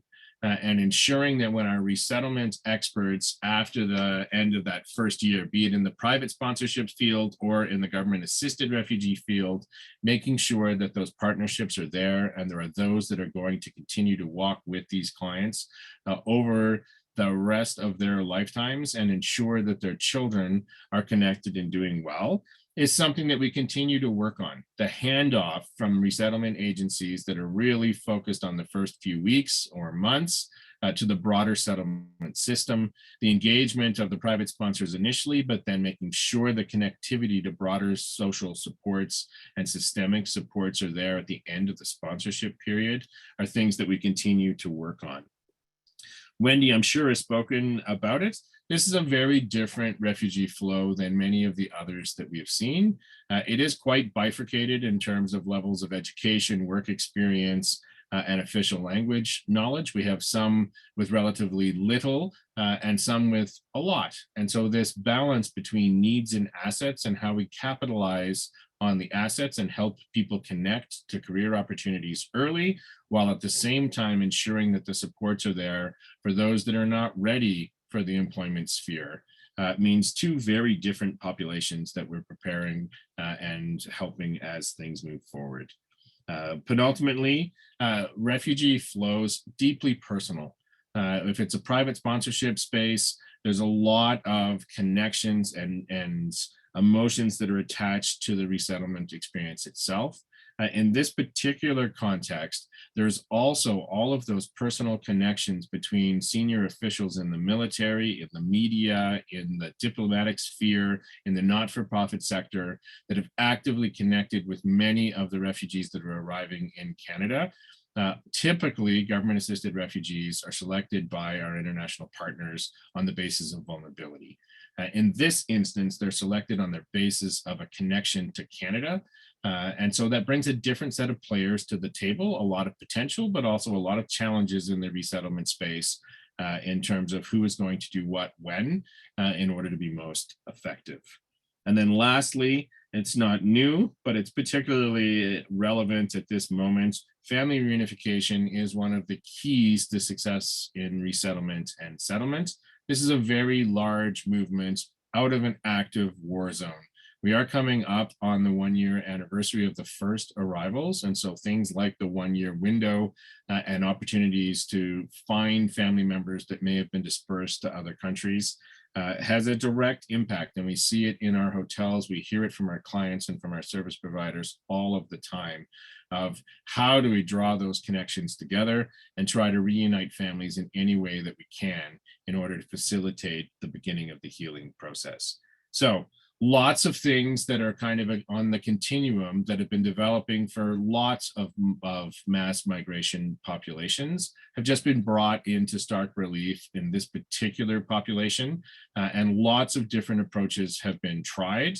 And when it comes to a close, I'm sure the formal evaluations will inform our preparations for the next set of arrivals, wherever they may come from on the planet. Thanks a lot. Thank you, John, for an excellent encapsulation of what's been happening. And you echoed, as you mentioned, issues that were raised by previous speakers, particularly our friends in the US who talked about housing as something that became very quickly an issue. And this theme has continued throughout our speakers. I really appreciate you mentioning the let's say what we realized, the handoff from the initial agency that deals with our newcomers, the Afghan newcomers in the hotels, to the secondary services. I myself have observed this with families I'm dealing with. It's sort of getting them into, out of emergency and into the secondary services. It's still something that we're working on and we're trying really hard. So thank you for mentioning that's an issue. And of course, family reunification. I think one of the things about Canada, we have so many established pathways that, we're fortunate to be able to rely on those when we are dealing with the situation. So thank you for bringing light to that. I would like, in the last couple of minutes, we have a couple of questions, but I would like to ask the US colleagues, Chris and Kit, if you're still here, if you have any questions for our Canadian colleagues or want to raise any issues for discussion. And then we have Wendy come in as well and discuss with each other. So Kit, do you have something to raise or ask or add to anything you said? Not off the top of my head, Justina, but I think it's because we so often look to Canada to learn about your innovations and what can be applied here. So I don't know if anything new came up as much as one thing did really catch my ear is to acknowledge the fact that I live in a divided country at the moment. And so I was really interested by the statistic around, I think that Wendy shared, acknowledging that private sponsorship really led to a greater understanding of different cultures. And so I think that that would be a place to sort of dig in with my Canadian colleagues to acknowledge not only how that had positive impacts for the Canadian refugee resettlement, but on a larger level for the greater ability of welcoming to be a national endeavor and something that's seen as strengthening the fabric of our local communities. Yeah, it's certainly something that we rely on in our communities. Chris, did you want to throw something in there that sort of piqued your interest? Yeah, can you hear me? I can't Yeah. turn my video on, but No my problem. microphone is on. We got you. So that's okay. So yes, I mean similar to what Kit said, we have seen evidence in Connecticut at our level that welcoming refugees can bring Americans together, even across the political spectrum. And I guess I have a question for our Canadian colleagues. Do you see that happening in Canada? Are there examples, especially in the private sponsorship program, of members of a community from across the political spectrum, different faith backgrounds coming together to welcome refugees? Does it bring Canadians together? And should we look forward to seeing it bring together this painfully divided country of ours here? That's a great question. I know I could answer a bit of it, but I'm going to hand it over to maybe Wendy, maybe Jack, John, jump in, because I know we can answer that in a very positive way. Sure, I can start. So, you know, in Canada, frankly, the politics of this are quite interesting, because the Conservative Party, which many people assume is not as supportive of immigrants as others, has actually been very aggressive in pushing to open up the doors. So there's clear evidence that while some extreme elements, like to appeal to Islamophobia and the worst instincts of Canadians, there's a very strong, I would say, cross-partisan commitment on this issue. That would be one example. And certainly when we look at who becomes private sponsorships, the sponsors, a lot are those people who are associated with faith-based communities who may be more on the social conservatism side. So there's a lot of complexity, but certainly we saw, some of the most exciting examples were mosques collaborating with synagogues to sponsor a family.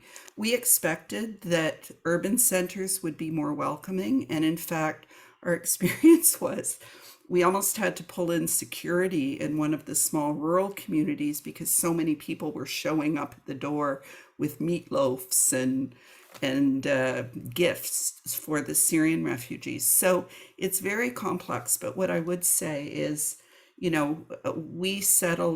resettled Syrians in communities where they had probably never seen someone with a hijab. And I grew up in a small town that was pretty homogeneous.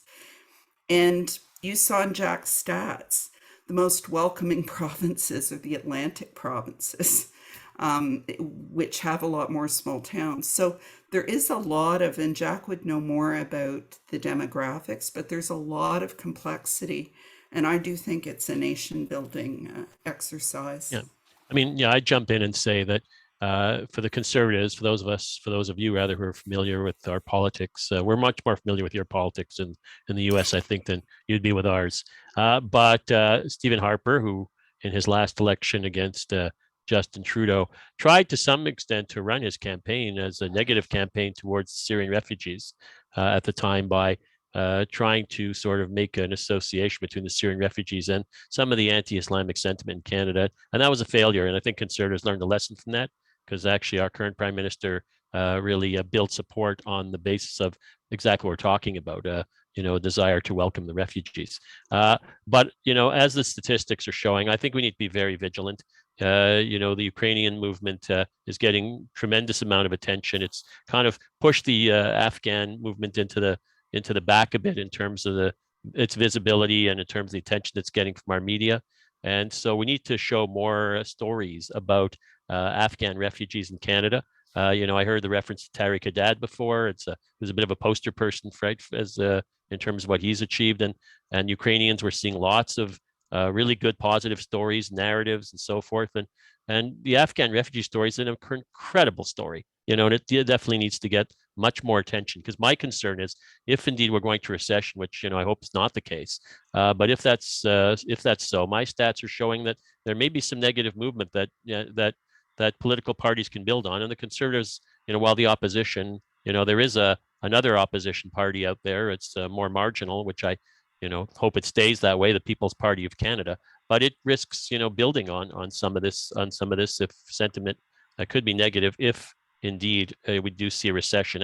And my stats, finally, I'm sorry I'm using the time here, they are showing, because I asked about positive opinions of various religious groups, but they are showing some correlations between negative view of Afghans and negative views of Muslims.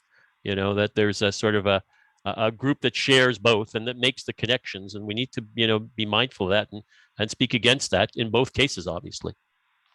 Yeah, thank you for that. And I want to get John in here for the last bit, and I have an additional question for you, John, as well from the Q&A. But you're absolutely right, and I think that to our American colleagues, we noticed right away the difference, or at least some of the stuff that started coming out when the Ukrainians came. And I myself hosted 3 Ukrainian families and heard all sorts of, how come they're getting help and we're not?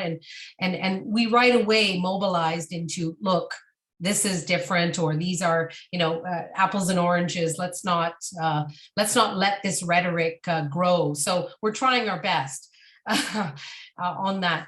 John, if you want to weigh in on that, but we also have a question, because I was looking for Jennifer, but I guess she's gone. We had a question in the Q&A about dealing with the Afghans who have not had the financial means to leave Afghanistan and live in a third country to be registered. I know it's a little bit out of the fray, but I don't want to ignore the question. So if there's some way you can address that, I'd appreciate it. Thank you. Okay, so on both of those things, there are 2 Government of Canada programs that have been running for a very long time. One is the private sponsorship program that Wendy has just mentioned.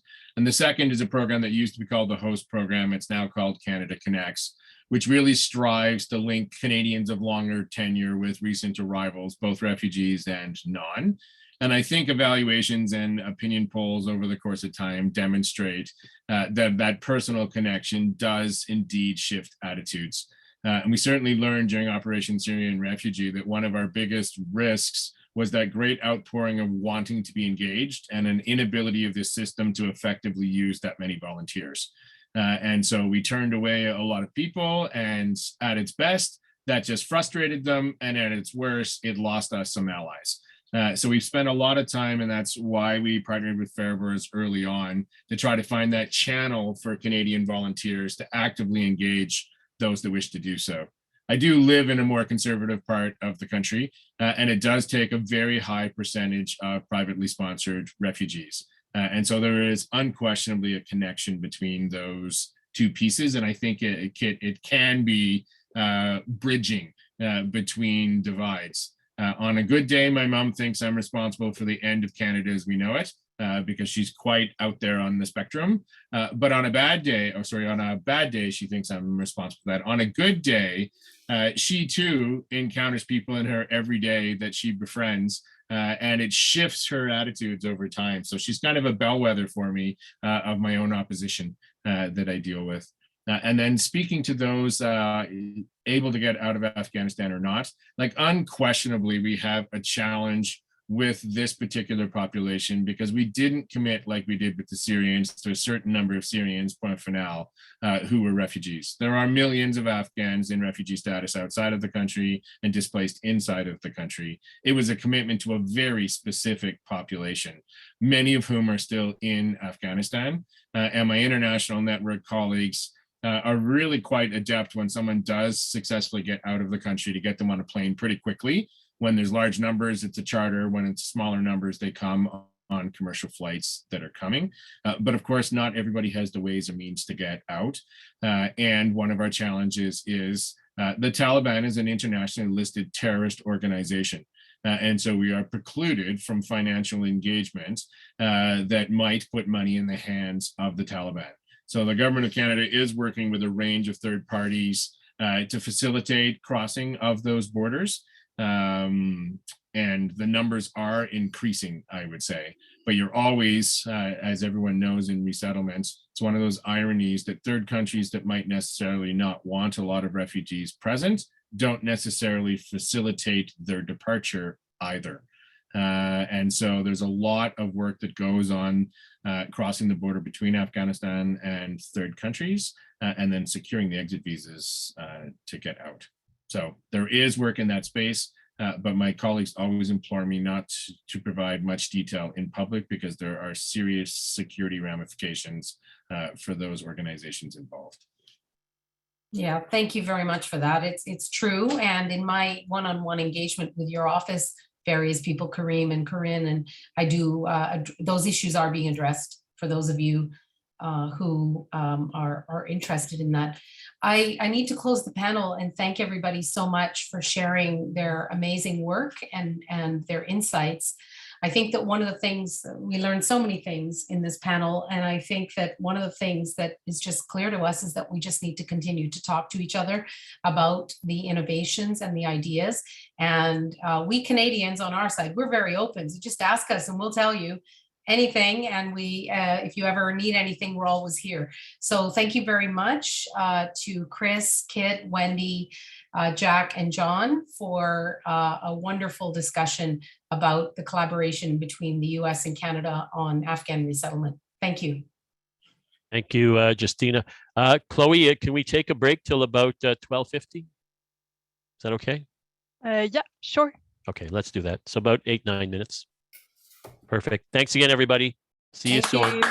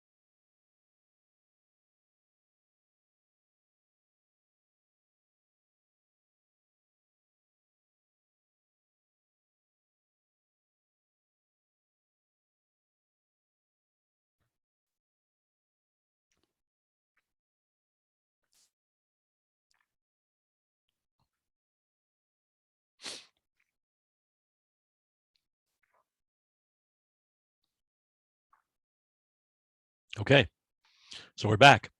So again, merci à tous les participants dans la séance antérieure qui était très enrichissant en termes de contenu et espérons que la conversation va continuer après le webinaire d'aujourd'hui. En tout cas, moi, je vais tenter avec mon équipe à assurer qu'il y a des contacts qui s'entament. Alors, so again, my thanks, and let's go forward with the second session. I'm going to introduce my colleague, Rebecca Neuwirth, or who I hope to have the opportunity to meet other than virtually. Rebecca is Executive Vice President of Upwardly Global. She builds partnerships that enable outstanding nonprofits to grow and deepen their impact and that allow individuals and organizations to learn about communities and issues that matter and act as ambassadors and advocates for the work they support. As said, she currently serves as Upwardly Global's Executive Vice President and brings a rich background of global social justice and leadership experience. She holds a degree from Yale University and the Free University in Berlin. So without further ado, Rebecca, the virtual floor is yours. Thank you so much, Jack. And I'm really honored to be part of this conversation and really excited about it. So appreciate you putting it together and all the folks who are joining, and super excited to hear from the panelists who I get to introduce.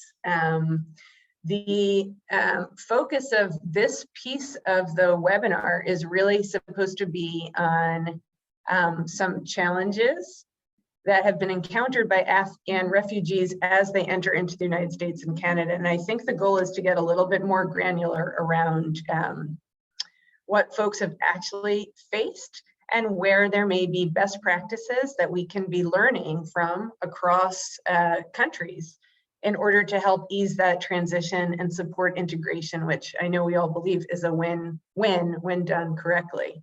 I wanted to start just very briefly with a quick story of my own. When we started to see the massive influx in August of Afghans coming to the United States on these emergency flights that were so public, I went with a couple of people from Upwardly Global to Fort Dix. I'm based in New York City, and Fort Dix was one of the bases that people were going into. It's a military installation in New Jersey. And we got a call from somebody there. We're not a humanitarian organization, but we got an initial call from one of the folks from the military who was working there saying he knew us sort of through connections, and he knew that we were deeply involved in immigrant and refugee integration and inclusion issues. And he said, you know, what people really need right now is anything. Folks are coming really bereft of anything at all. And you know, shoes, strollers, you name it, and from there out. And so we had scrambled in our community to get a bunch of donations, and we were coming there to bring them to the to Fort Dix and to about 10,000 Afghans who had arrived from yesterday to today in this incredible effort. While there, we were also asked to speak a little bit about the work that we do at Upwardly Global, which is focused on differentiated workforce integration with a specific focus on immigrant and refugee professionals and how we can integrate them into the US workforce so that we can utilize their skills.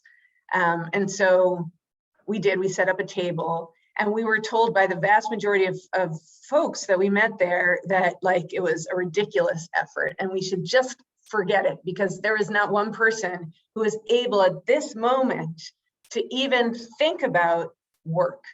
But nevertheless, you know, one person asked us to set up the table. We set up a table. I had two colleagues along. One was an Afghan who we would work with, and one was a colleague who ran our New York office. And we were so inundated with people who wanted, with Afghans who were there, who were desperate to have any sort of a sense of what might be next for them. And it was a real wake-up moment for us, and I think for all the folks there at Fort Dix who we later got to work very, very closely with, and other folks in US government who were, Homeland Security was running those, and various factions of the military, State Department were involved. And I think they all eventually came to understand that for people who are just arriving in the country who, yes, absolutely were dealing with issues of trauma in massive ways, who had the most basic needs. We were there, like I said, to deliver like shoes because people had gotten on flights without them as they were running to catch a way out. But that also people were desperate to try to figure out what a next step might be, and to do that in tandem. And in some ways, that our ability to allow them to think about that and to start planning helped them to feel that they had stable ground under their feet. We ended up working with thousands of Afghans who came into all 8 bases that were opened up in the United States. And Rebecca Fishman, my colleague, the Rebeccas, there's other people with other names at Upwardly Global, but you've got the 2 Rebeccas here. We'll speak a little bit more about that. But for me, it was a moment to realize, number one, that we need to change the imagination that folks have where the Afghan refugees were when they came, and even to this day where they are right now in terms of their own mindsets. Number two, we need to help folks imagine who the Afghan refugees are. About 50% of the folks who came to the United States were children, but of the remainder, we estimated that about 20 or 30% had at least a BA, and many of the people I spoke to on that particular day had PhDs and master's degrees and were highly, highly qualified folks. And that was completely invisible to most of the people that we were working with at the outset. That changed, but there's still a lot of work to do, especially when we talk to employers. For them, it's still a revelation that people could be brought in not at the entry level, but at the mid or even high skill level, because that is where they belong. And finally, as we learned, there is just so much work to do to understand what that journey looks like and how we can ease processes along the way. And that's what I'm hoping that our panelists will be able to shed light on and to help us understand together. Because I cannot tell you how many times then in the course of the work that we've done with the Afghan population, we've seen that there are sticky points that just don't make sense. People having working papers but no social security numbers. Well, you can't get a job without social security numbers. Employers desperate to take people in but not willing to make compromises. And over and over and over and over again along the way, sticky points that make all the difference actually in people's lives. And that we can change too if we have concerted understanding of them and an effort to do so together. So, okay, thank you for giving me this little bully pulpit to share some of my initial learnings. And again, I'm really honored to have this incredible panel of wonderful panelists. We have 5 folks, and what I think I'm going to do right now is briefly tell you who they are and then call on them one after another to share some initial comments, and then I hope we'll have an opportunity for questions. So I'll do it in alphabetical order. The first panelist is Faribars Berjandian, and I apologize, and I hope that you'll correct my pronunciation. Oh, good, I'm so glad. Who is the CEO of Calgary Catholic Immigration Society. He has substantial national and international experience working with various bodies that deal with refugees and immigrants, and is also interested in the arts, which I'd love to hear some more about, since I think the way that we think about things and narrative is such a critical piece of how we work together. He is an immigrant himself from Iran in 1987. And among his excellent work is some guidance with UNHCR on their settlement practices and guidelines. Alphabetically, the second person is my Rebecca Fishman, who is a colleague at Upwardly Global. She has 20 years of experience working with women and children with a focus on health, and has been at Upwardly Global for I think now 2 years.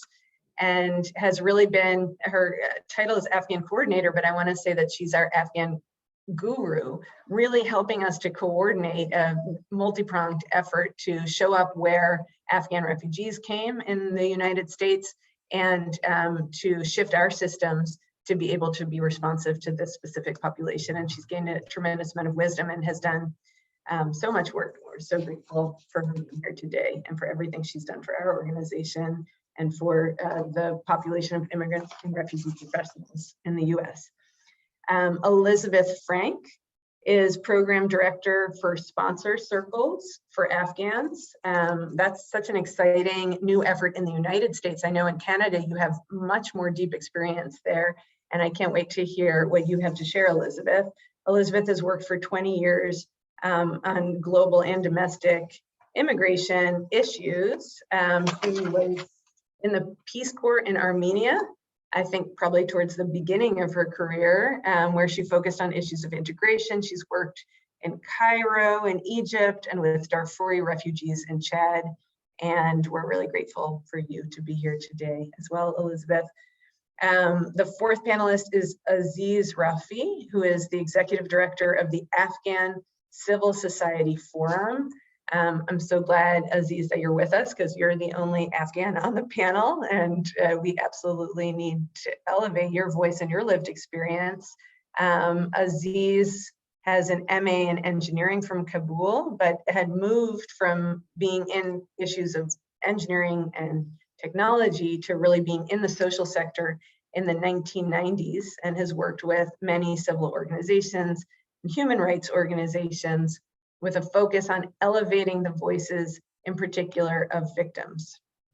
And finally, Lori Wilkinson, who adds some academic rigor to the panel. She is the Canada Research Chair in Migration Futures and a professor at the University of Manitoba in Winnipeg, where she focuses on sociology and criminology, and an expert in resettlement and integration experience, and also the author of a book which is focused on comparing outcomes in Canada and Germany. I think I mentioned that I lived for many years in Germany, so I'm particularly interested in how we think in global comparisons, and obviously the issues that we're dealing with are global in nature.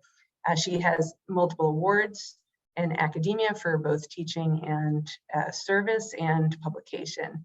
And we are so grateful to have each and every one of you. And I'm going to turn it over to Fari Borges to start us off. Thank you. Thank you, Rebecca. Thank you very much for the opportunity, and nice meeting everyone.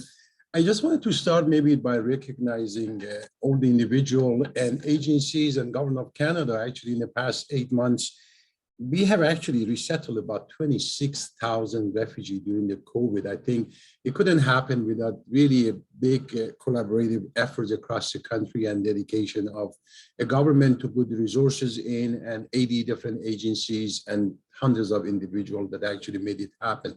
So I think it's a good news to start with. We have managed to do that. And I think as a Canadian, as a former refugee, I'm very proud of to be part of that. Also reminding people that from the time that actually the notice was given till we had 3,800 people in Toronto from Kabul directly, we only had 8 days to basically plan and execute governance and put the services in place. So I'm just saying that so people to recognize that how well connected that John mentioned, well-established settlement agencies across the country.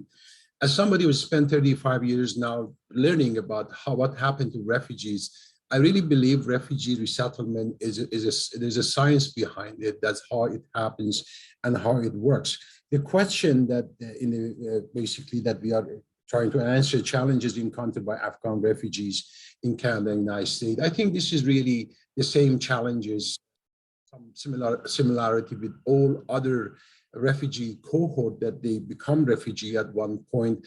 But again, we had 3,300 of them landing in Calgary. So when I look at this cohort, there are obviously there are differences, recognizing that refugee resettlement and integration is very personal experience. Although there are many similarity when we look at different cohort or entire refugee population, but we have to recognize that as a policy developer, as a practitioner, that every individual go through a different process. So we have to take that into consideration. But again, we are dealing with a group which is quite young. I mean, 50% under 20 years of age. 31% they speak English, which is quite high when you compare to others. 66% of this group are actually part of the family of 4 and more. So I think these are some of the characteristics that they have. And I think one of the biggest challenges they have, as John mentioned, the refugee process is like this. You become a refugee and then you go to a third country. That's what happens to most of the refugees, including myself. And you have time to reflect on who you have become. What is refugee? Because many people, they never dream of becoming a refugee, but it happens to them. And I think in that period of time that you wait in a second, third safe country to reflect, to adjust, to find yourself, obviously, the Afghan refugee did not have that. So that actually impacts the entire process. And this is the challenge that they have to overcome. But as a practitioner, we have to recognize that still many of them may think that is a bad dream, and they may wake up and they're back in their home country, in their home, in their job, in their community. So that is biggest challenge, and I think this group would have. The other challenge they have is actually we are getting a lot of high capital, human capital group here. We have judges. We have about 50 women judges. We have about 300 journalists and many people that, although they have a lot of transferable skill, the human capital is high, but obviously for them to transfer those skills into something that they can start in Canada is becoming obviously another challenge for this. These are the two top challenges I see for the adult. The young children, fantastic school system we have, they're gonna do well. I'm very positive. We have to actually deal with them. Probably I talked to about 2,000 Afghans in the past 8 months. So I think I got some ideas where they are and what they are doing. I think I look at it very positively. Obviously, the challenges, obviously, as you saw, Jack was giving the report about the challenges they have. Obviously, housing the challenges. The housing is a challenge in two aspects. One is obviously finding a suitable, affordable housing for them, but also where are they going to be located? This is one concern I have, and I know we spend a lot of time to deal with that issue, that we don't want all Afghan to be located in one part of the city. Is not going to good for them, is not going to good for the city. And this is my biggest concern of maybe, especially when they go cities like Toronto with a strong Afghan community, that they may stay in the community not to become engaged in broader community as a Canadian, as a new Canadian, as a new arrivals. So those are the challenges that I see that overall they have. I think the kids are doing amazingly well. They are basically coming, most of them with some schooling, because some refugee cohort we get, they miss so many years of schooling. So when they do age-based assessment, so although they missed 5 years of schooling, they still go to grade 11 because they are 17 years of age. But in this group, I think we will not have that problem. And I see very positive about the kids, the children, that they are going to join our school system. So I'm not really worried about them. And also basically what I would suggest they would do very quickly is we need to make sure they get engaged with broader communities, not only stay in Afghan community. Trauma, John mentioned, because of they haven't had that time to reflect of the new experience, who they have become as a refugee. I think that has to be dealt with. We need really to encourage them to have a medium term on the planning about their future, and they would do very well, I would say. And also managing expectation. That is related to recognizing who they are now in Canada. Obviously, being a refugee coming to Canada, I think is a blessing. And I came to Canada myself in 1987, 88. So those are the kind of thing I would say. I think is a very broad and detailed conversation, but I'm also hoping that I'm one of the people I talk to them, encourage them to do smaller centers. I think if we all make efforts, it's not healthy for a family of 5, 7 to go to Toronto with the money that they're getting as allowance. It would be much better for them to go to smaller community. That's something that I'm been pushing, and I think we had some successes, not enough, but some successes. I will stop here, and then I would be glad to add if there are questions. Thank you. Thank you so much. That was really a great overview. I really appreciate it. I'm also very interested in those statistics, so maybe you can share them afterwards. It seems like you have better stat collection than we did here in the United States. I think let's do the following. Let's go through the panelists and have everybody share a few minutes and then go back afterwards for questions for everyone. And alphabetically, the next person is Rebecca Fishman. Rebecca, to you.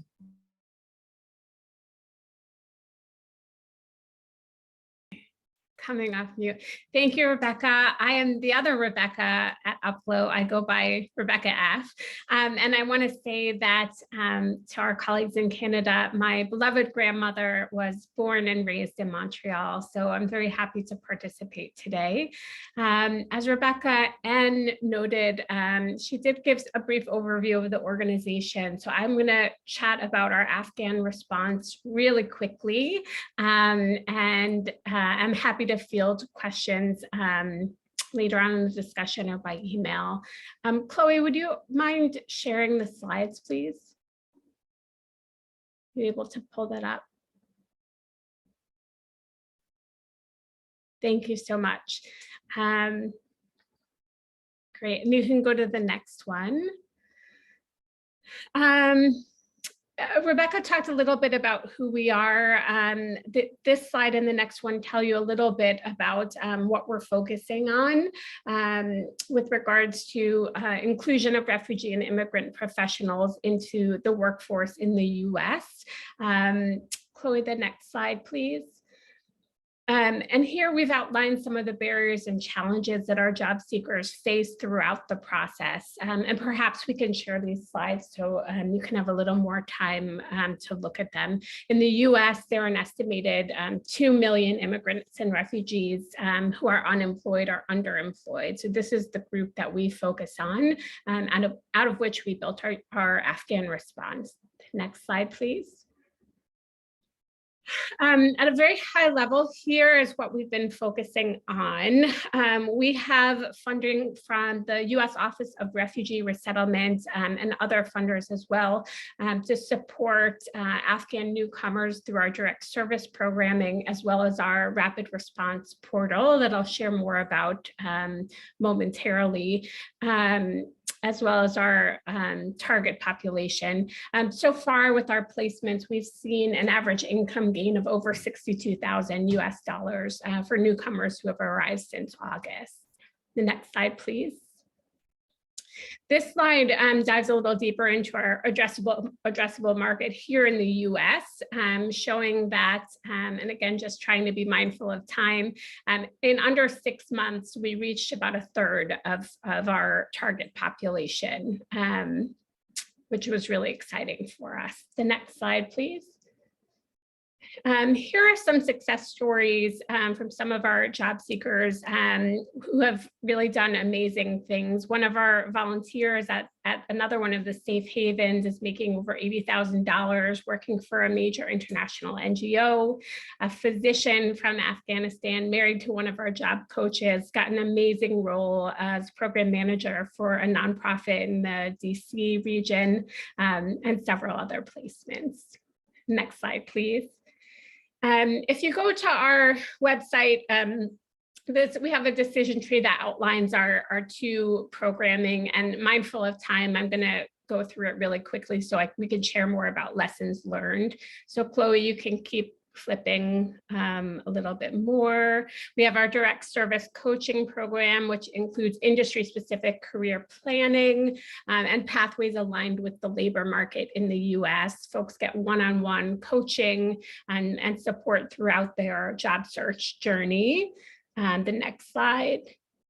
This is our portal, which we stood up beginning in October and is made available to all newcomers, regardless of background. We recently added a resume building tool and some other really neat resources that we'd love for you to check out. I'll include a link after I finish chatting. The next slide, please. So as Rebecca noted, we were busy. We expanded out to all of the safe havens, providing a range of programming, creating unique spaces for women. We've really tried to position ourselves in the resettlement community to both advocate for and elevate the need for employment and pathways for mid to high level professionals in particular. So we a couple months ago exceeded our target for the number of job seekers enrolled, and we've had nearly 200 professional level placements to date in the key industries that you see here: IT, engineering, business, logistics, operations, the nonprofit space, and then finance, accounting, and banking. The next slide, please. Our rapid response portal, we developed this to try and have an impact at scale. Can talk more about it later in the presentation. We again have exceeded our targets here and continue to refine this tool based on feedback from users. Next slide, please. So we learned a tremendous amount. We are not a traditional rapid response organization. And as Rebecca noted, we were really confident that there was a need to think about employment and workforce integration. Over the past several months, we have demonstrated that we are a solution in the ecosystem. There is a gap. And there's a significant need for education and awareness of our solutions. We've spent a lot of time working with stakeholders all across the board to beat the drum around employment. We've got several wonderful employer partnerships and thought leadership we're doing around diversity, equity, and inclusion to help try to change the system a bit. Rebecca talked about some of the humanitarian support that we also provided. Next slide. We're doing, from this slide, I would call out that we're really trying to focus on thought leadership and document what we've learned in this space and what our impact has been, and particularly how we can apply some of the lessons from our rapid response effort to supporting Ukrainian newcomers. Next slide. And then here, I wanted to just finish with this as some of the policy recommendations that we've been touting in advocacy conversations here in the US. We're really trying to catalyze collaboration across the board. We're talking with the workforce development groups in particular, doing a lot of work thinking about workforce integration, credentialing, and reimagining pathways for our job seekers. So I probably exceeded my time, but I will be happy to field questions afterwards. Thanks so much, Rebecca. Thank you. Thanks for everything you're doing and for sharing that. And hopefully this conversation will continue to build that generative cross collaboration. Very excited to introduce Elizabeth Frank now, who works on sponsor circles for Afghans, which, yeah, like I said, we're really excited to learn about successes there and how we can build on that. And we're talking about this in the United States for Ukrainians right now as well. So Elizabeth. Hi, good afternoon. And I think my video has, oh, there it goes. Okay, 1 second. So good afternoon, everyone. My name is Elizabeth Frank, and I am Program Director for the Sponsor Circle program. I'm going to share my screen.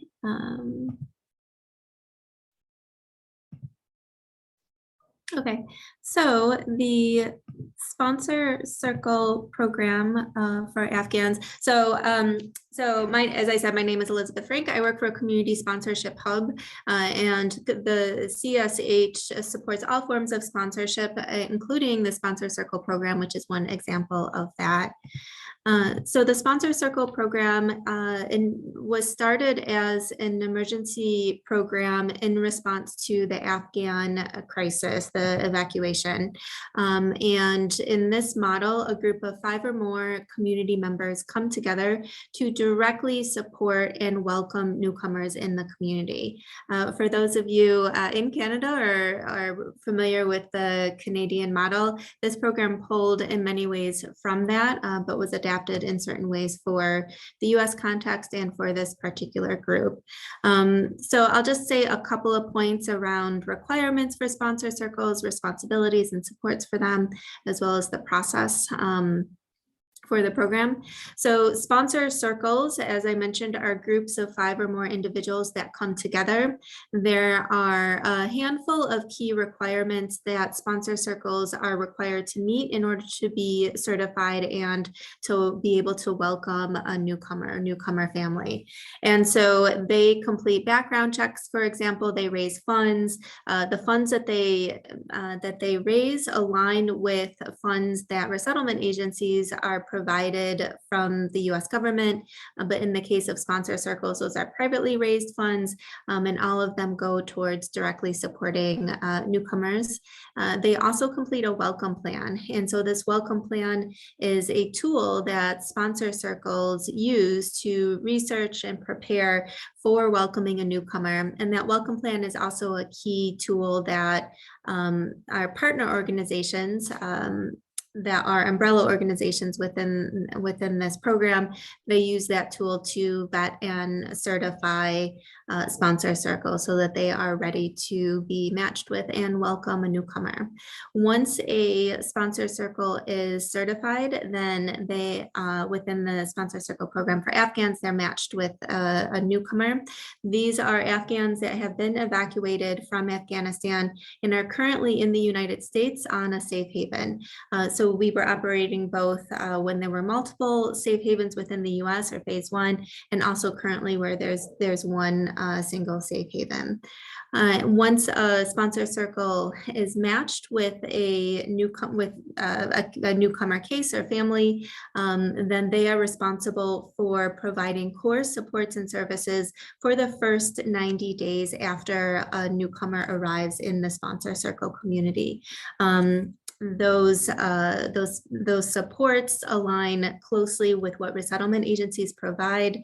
But in this case, again, it's that group of 5 or more community members that are directly providing those supports. So it includes things like meeting the family at the airport and bringing them to their initial housing, providing initial housing, as well as supporting a family in identifying long-term housing and accessing long-term housing, accessing public benefits or community resources, enrolling children in school, things like that. A sponsor circle is a minimum of 90 days of welcoming and support for newcomers, but we are finding at this point that many sponsor circles are providing those formal supports or informally continuing to support families beyond the 90 days. And part of the program is helping sponsor circles to continue those supports if they feel that it is appropriate to do so. So there are supports from the sponsor circle directly to newcomers that I've been talking about, but there are also supports for sponsor circles. One of those key supports are sponsor circle umbrellas. These are partner organizations that provide one-on-one support for sponsor circles all throughout the process. They're, in some cases, sponsor circle umbrellas are recruiting sponsor circles, but all of them provide vetting and certification for sponsor circles that they are working with, and then also providing support through that minimum of a 90-day sponsorship period. There are also concrete supports for sponsor circles, including Airbnb.org credits. So these are temporary housing credits that Airbnb has provided to certain organizations, including the Sponsor Circle program. And so sponsor circles, if they need to, are able to access temporary housing for newcomers for up to a month or up to 30 days. We also have some key partners that provide technical assistance, including our colleagues at IRIS, who I think you may have heard from earlier today. So they provide technical assistance around application support. They're also an umbrella organization, but they provide some key supports. We have other organization partners as well. And then process, I wanted to say one thing about process in that newcomers, Afghan newcomers, opt into the Sponsor Circle program. So in this program for Afghans, this is an alternative to the traditional resettlement program or APA that Afghan newcomers would typically access.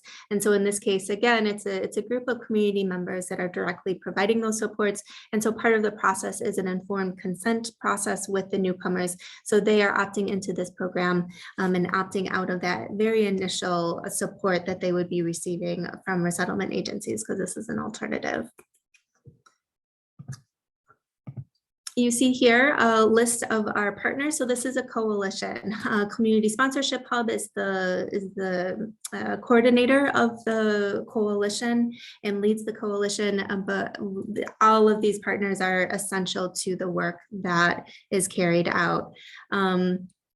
So a number of these are the sponsor circle umbrellas that I mentioned earlier. So HIAS, Episcopal Migration Ministries, A Home for Refugees, React AC, IRIS, International Rescue Committee. We also have a couple of partners that provide processing support, and then others that provide a variety of supports for the program or directly for sponsors or for newcomers.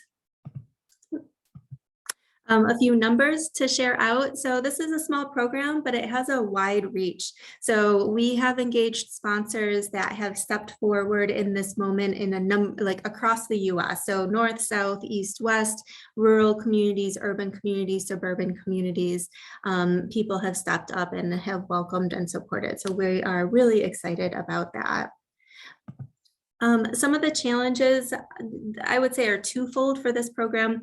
This was a new program that was designed and stood up in the midst of an emergency. And so there are some challenges with a new program, launching it very quickly for sponsors that are bringing their groups together very quickly. And then in some cases are matched very, very quickly. In other cases, they are waiting. And so for the sponsor circles, really having to show flexibility to do that, which they have.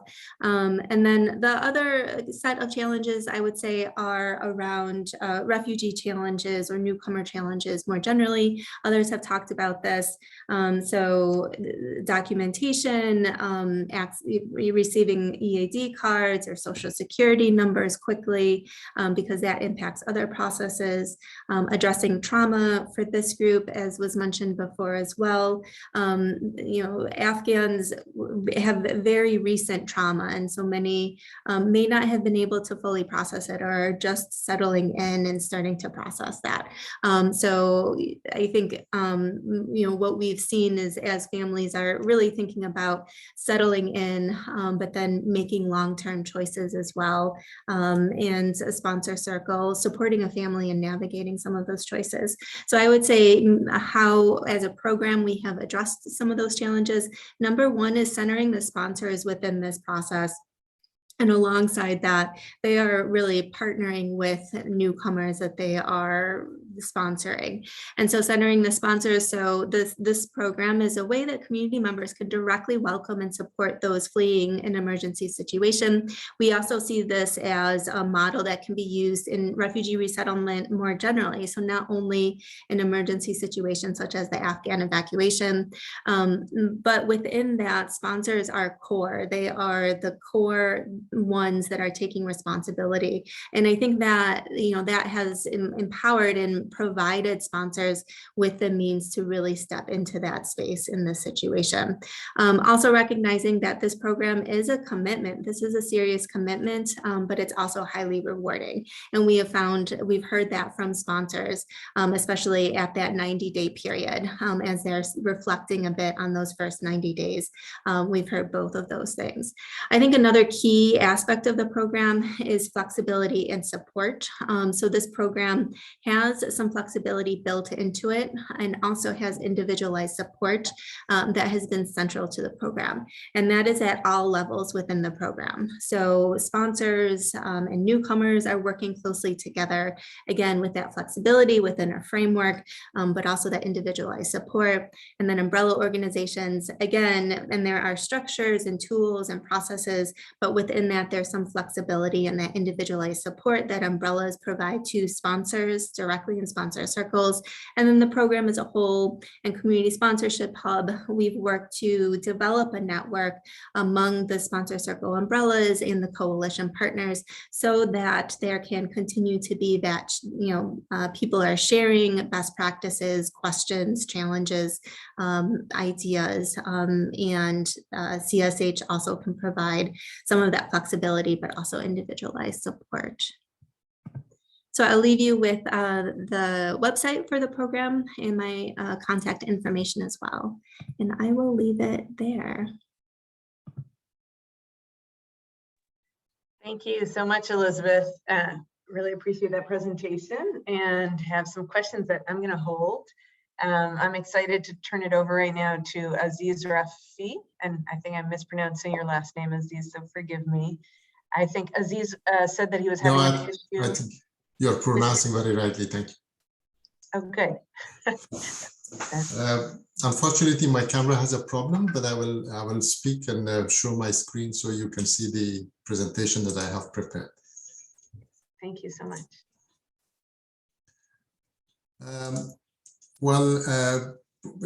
Thank you very much for the special thanks to the previous speakers, and I also would like to thank the Metropolis for the invitation for today's meeting.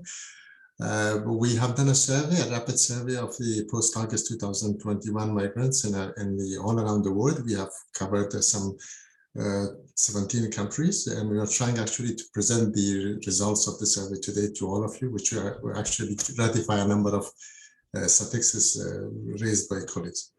The survey has done by the Afghanistan Civil Society Forum, who have been an involved organization in that one, and also has done by the Afghan Canadian Civil Society Forum, and also with the initiative to Human Rights Promotion and Protection Initiative, which actually covers Asia, Europe, USA, and Canada.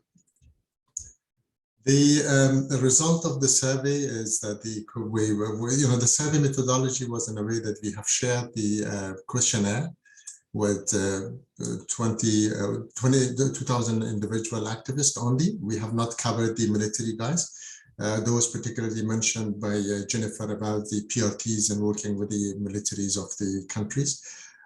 We got the response from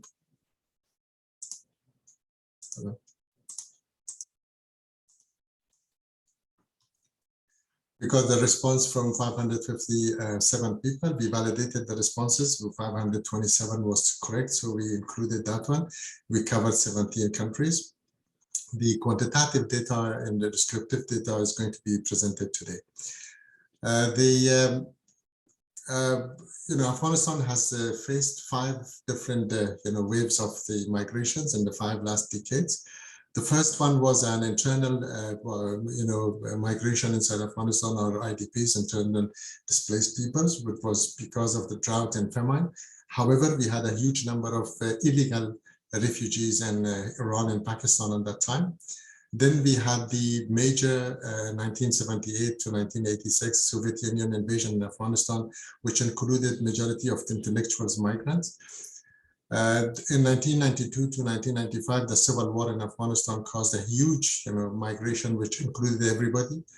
And then in 1996 to 1999, the Taliban takeover was also caused everybody to leave Afghanistan. And then again in 2021 and 2022, the Taliban takeover, this time actually intellectuals, but mainly everyone. So everyone is migrated now. The specifics of 2021 and 2022 migrants are that this migration has the largest and heaviest human capital migration or evacuation and brain drain in the history of Afghanistan. So you will see the figures, which is shocking actually. And the second issue is that there are highly educated groups, including diplomats and technocrats. The activists from social media and human rights groups. It actually covers the civil servants and government officials as well, and military soldiers and officers as well, which actually the number, that you just mentioned, that the support of Canada to this group is only 18,000 people. And then I don't know how much is the American, the USA's, support for this. There are artists, writers, and academia, and then there are merchants and business people who have left Afghanistan. So this time we have a completely different variety of migrants. The survey has done in these countries, which includes the 17 countries all around the world, including New Zealand. From New Zealand to Alaska, you can see all of them have been covered by the survey. So we tried to find out where people have been birthed, the birthplace of people who have migrated. We noticed that 45% of the people who have migrated now, they are, they have given birth in the south of the country. In the east part of the country, only 1%, and in the northern part of the country, 20%, and also in the west part of 22%, and they also 10% in the central highlands of the country. This is a sort of, answers from the respondents who have actually tried to give us information of what they have been, where they have been born. The profession of them, we have asked them, what was your profession? And they actually said that they are social media activists, they are Afghan National Army people, they have the WHRDs and HRDs, they are NGO workers, and they're government employees, journalists, and a small number of them are unemployed people, which is only the 5% of the people. And then we have also the Army, 2% have been responded to us, but majority of them are the NGO workers and HRDs and human rights activists and also social and media activists. The other question on the age category of whether they are age category, majority, you see that majority, 70% of them are at the youth age from 18 to 35. 25% of them are the middle age from 36 to 55, and only 5% of them are above 56%. And when we asked them their education level, 58% express that they are bachelors, they have a bachelor degree, 58% about. And then 24% they are masters, they have master's degree. And then they have their 2% PhD and 1% below grade 12, only 1% below grade 12. So in their 15%, they have college diploma. So it's a huge number of very well. When I say that it's the huge or the heaviest brain drain from Afghanistan, this is the exact figure that we are actually facing with.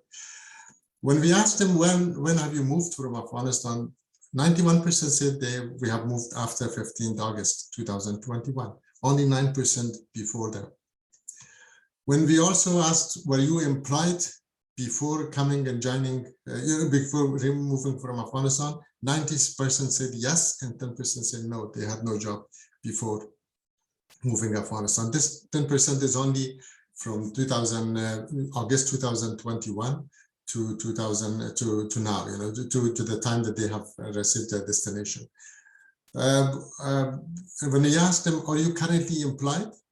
15% said no, and 15% said yes, and 85% said no. So it is a huge number of unemployed, category of the refugees currently outside. So the position that we asked them, what is the position that you are currently holding? I think majority wanted to not clear, not say, they do not want to answer the question. Some of them said that we don't know what is their position. This means that they either have a lower position than they come in comparison to their position that they have, or maybe they have not really willing to say what they are doing now. And then only 2% of them have said that they're working in a similar position, but 5% said that we are actually working in a higher position than we were working inside Afghanistan. So it's a different finding from the different categories and different people, and also different countries. Particularly in Canada, they have got a better opportunity in comparison to the other countries. Have you received support from any service organization in the new destination? 55% said no. And 8% said not sure because they could not answer, or they didn't want to answer. And then 38% said yes. Majority of the people who have been said yes, they are actually in Canada and also in the United States and Europe. But people who have been in the countries like Uzbekistan, Tajikistan, Turkey, they have said no. What kind of support you have received? When we asked them, they said no support. Actually, the no support is 44%, and the host government support is 52%, and the family and friends support is 4%. That's how the support have been explained among them. When we asked them, do you have a family back in the country? I think 97%, 79% said yes, we have families back at home. And 2% didn't want to answer, and 90% said no, they have completely migrated from Afghanistan and there's no family members left behind. Then if yes, we asked them if the answer is yes, do you think that they are in danger? 75%, 1% said yes, they are in danger. 17% said no, they are not in danger. And 12%, they were not sure if they are in danger or not in danger. Then we also asked them, what is the major challenge that for the rescue of your family members, for the unification and the reunification, if you want to actually say it. The majority of them said that the low interest of the migration laws and support is the majority. So it's 45%. They said there is not supporting migration laws and support for them. And then the 36% can't economically afford them to bring them or to sponsor them or to move them outside Afghanistan. And then 15% said that there is a low interest in the host countries' policies. And also the 4% said that they don't want to answer this question. So that's the finding on the issue. Are you worried about future of your children? That was the question that raised because of the cultural shock that we have, which you will see later. 60% said yes, we are worried about future of our children and our kids. But 24% said no. 9% were not sure, and 7% were actually something reasonably in a both side of yes and no. So do you have any family member feel comfortable? Do any of your family members feel comfortable with the current change of the status of migration? 50% said no. And then 27% were in the middle to say yes and no, but 23% said yes, we are very comfortable and feel very comfortable. And when we went a bit deeper in this issue and how you compare your new life with the family status with the life that you have in Afghanistan, so the answers were a bit different, in comparison to what we had the earlier question. The 24% said that we are getting better. 35% could not judge, and then 38% said that it's getting bad, and then 3% said we have the same life. It has not been changed that much from our perspective. When we also asked them, what is your biggest wish at this moment? What do you wish of, it's a very important notice that 59% of them say that we want to be survived and we need safety and survival. So that is still people believe that they are not safe and they're not survived. And then when we asked them, the second issue was, is 25%, they think about education, they think about prosperity, peace for future in their life. And 16% said that we don't have any wish at this moment. And it's a bit strange for some of them to make a judgment of whatever they think. What would you recommend to the newcomers? The finding is very important, 59% said learn the language in education, women and children. So that is a very important interest that we see among the refugee community in Afghanistan, from Afghanistan at this moment all around the world, that they are actually trying to still learn and educate women and children. And then 29% said that we want a job and a house. It's because of the housing is a problem and job funding a job is a problem. 2% were saying that we are opening business. We need to, we asked them to open business. And then 10% said they can't judge. So my, final conclusions on this survey is that the concerns on brain drain is very high, is very huge. We don't have capacity inside Afghanistan at this moment for technically delivering the services to the people of Afghanistan. The future challenges and cultural shock for them is a huge problem. The analytical data, which will come later actually this week, shows that the cultural shock has been the biggest issue among all the communities. Some of the families have lost their social mosaic, because of the cultural shock, and some have actually established themselves very well. The integration in education is the other issue which makes everybody concerned about their future, and particularly in the countries where they do not feel a bit comfortable. And then concerns back at home that they have is the other issue. I'm going to stop here and open to any question. Thank you very much. Thank you so much for that presentation. That was really amazing. Thank you. Really appreciate hearing the voices of folks and the work that you've done to pull people and that reality check. I think we'll save questions until after our final speaker. And I hope that we'll be able to get back to some of those, and I greatly appreciate that work. I want to turn it over to Professor Lori Wilkinson now. And after that, please share questions, and I'm happy if you put them in the chat. I'm happy to read them out for our panelists and have a few of my own if there are none there, but would rather give you guys voice. Thank you, Lori. Thank you very much. It's my privilege to share with you today my very initial research on Afghan refugees who are in Canada. So I think this presentation will pair nicely with Aziz's presentation about Afghan refugees worldwide, but we're sticking to refugees who are in Canada. I like to mention that we are still in the field collecting data. We'll be collecting data over a period of about 18 months to 24 months about the resettlement experiences of Afghan refugees in Canada. I also want to mention that Canada has a long history of resettling Afghans. As Aziz reminded us, there's a number of points in time where Afghanistan has produced large numbers of people who have been forcibly displaced. And so hence the people I'm speaking about today are similar to Aziz's people, in that the people I speak about today are the ones who are coming to Canada in the aftermath of August 2021. I want to also acknowledge that Jack, who is on the call, and I believe some of my other colleagues from the Association for Canadian Studies and my own research team, they share kudos for all the great work that I'll share with you, but any of the mistakes that I share, all me. So mistakes, me, kudos to everybody else.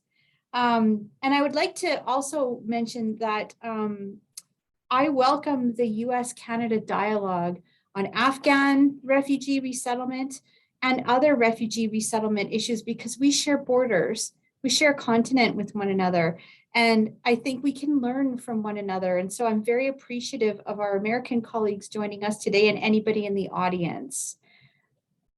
So let's see. Before I begin, I would like to acknowledge that the University of Manitoba, which is in Winnipeg, where I sit today, is located on the original lands of the Anishinaabe, the Cree, Oji-Cree, Dakota, and Dene peoples. It is also on the homeland of the Métis Nation. We respect the treaties that were made on these territories. We acknowledge the harms of the past, and we dedicate ourselves to moving forward in partnership with Indigenous communities in a spirit of reconciliation and collaboration. So today, I'm just going to talk about three things in the short period of time that I have, basically around some of the observations that we've made with this survey research regarding some of the challenges that Afghan refugees face when they're resettling in Canada. And what is remarkable to me is that many of the challenges that they face, in particular as being Afghans, are also faced by other refugees. And so on this World Refugee Day, keeping in mind that although everybody's refugee experience is very unique, in many ways, the whole resettlement process is very similar for everyone. So what's problem number one? Well, the first is, and this is maybe to let down my Canadian colleagues, not everybody knows in the world about Canada. Many people can't put Canada on a map, and if they can, many of them only know Toronto. And so it's not surprising to me, if you think about it, that if you can imagine yourself as a refugee, if you haven't had that experience, and you're being sent to Canada, what would you know about this great nation other than perhaps Toronto? And so this is a problem not only faced by Afghans themselves, but other refugees, because quite frankly, people don't know about Canada. And I think a lot of Canadians don't understand that. So I call this the Toronto and the Calgary problem with regards to Afghan refugees, because most Afghans, if they know anything about Canada, they know about Toronto a little bit. And they probably know about Calgary because Calgary's actually hosted one of the largest Afghan communities in Canada for many decades. So, you know, if there is a connection at all, it's between these two cities. If I was a refugee from Canada and I was being told that I was going to have to move to Afghanistan, basically the only two cities I would know about is Kabul and Kandahar. And to me, you know, thinking from a logical perspective, those are bigger cities. Probably they have better services, and probably they have people who may speak English like me. So if the situation was reversed, I'd actually want to go to one of those two cities, because really that's the only thing that I know about Afghanistan. So I kind of think that it's important for us to think about how little people know about Canada, because we're not the United States, for instance. And this issue of people not knowing about Canada has caused many problems down the line.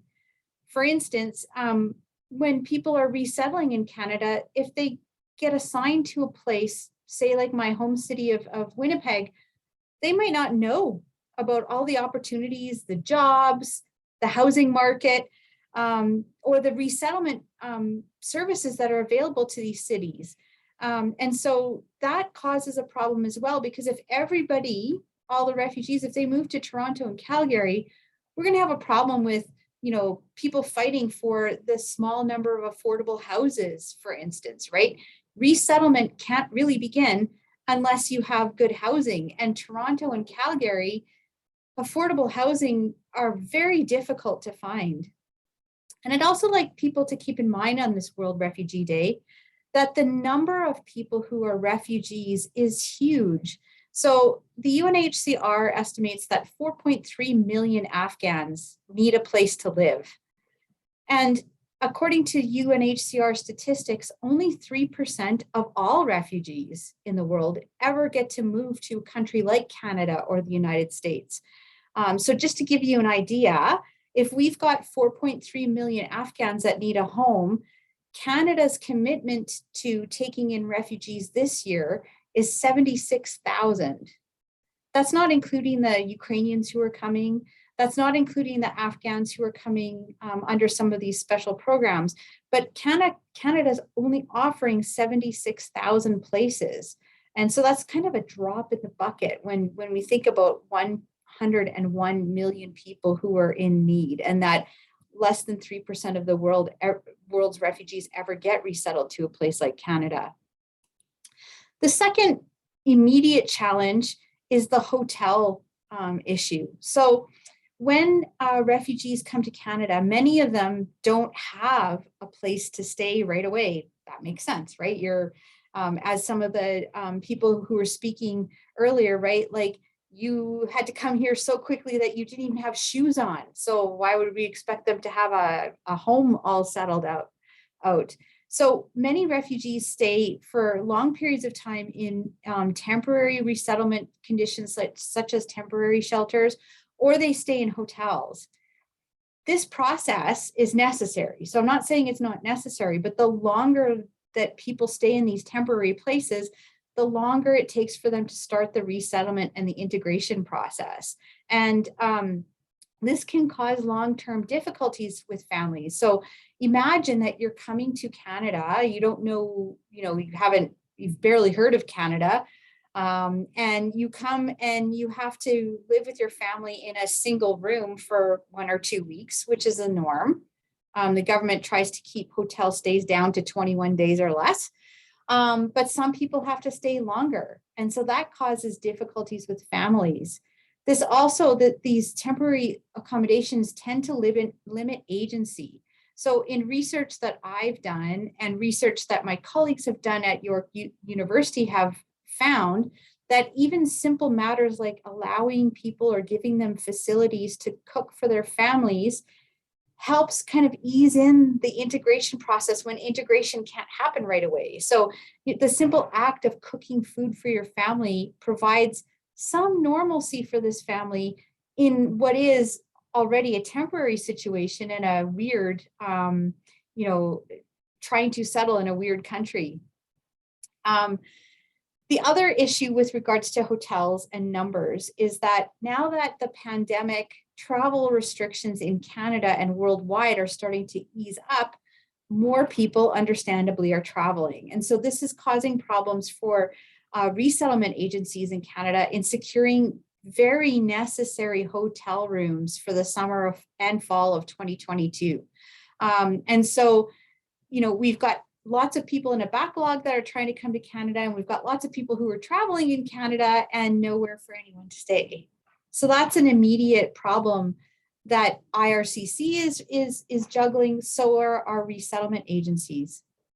And finally, just the backlog of refugees coming. A recent report from CTV News gave us figures that about 185,000 people who are refugees or persons of concern are in the backlog of the queue to be approved to come to Canada. That's not counting all of the other people, which is 101 million people who are scrambling to look for places, who find themselves in this situation, you know, not so long ago. So it's also a numbers problem, which makes IRCC and the resettlement agency so busy. I worry about my colleagues who work in these areas because of the stress that they face, of the long hours that they have to put in, and just the sheer number of people that they need to help. The final general challenge, at least in the very, very short term, regards family reunification. So much like Aziz had just said, a large number of people have left their family members behind.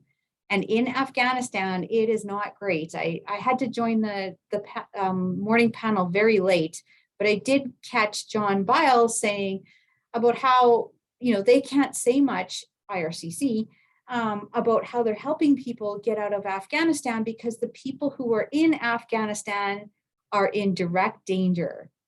So imagine this, you're a refugee, you've come to Canada, but you've had to leave a large number of your family members behind, your brother, your sister, your child, your parents.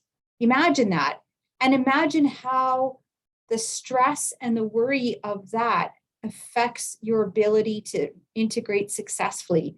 Or imagine the challenges that you need to face as a new refugee. You don't have a job, but you're told that you have to help raise some of the funds to bring your family to Canada. And so we can't underestimate the family reunification problem that Afghan refugees face, but also other refugees face as well, because it's really difficult to get to Canada as well, and it's very expensive too. I'll leave it at that because I know that there's lots of questions that will be coming through. I just wanted to give an acknowledgement to IRCC because they're funding this survey. We're also going out into the field to do some qualitative research with Afghan refugees who are in Canada already. I would particularly like to single out Fairbours and his staff at Calgary Catholic Immigrant Services. Honestly, without your cheerleading, much of this research now and the research I've done in the past wouldn't be possible. And thanks to the audience for joining us on World Refugee Day.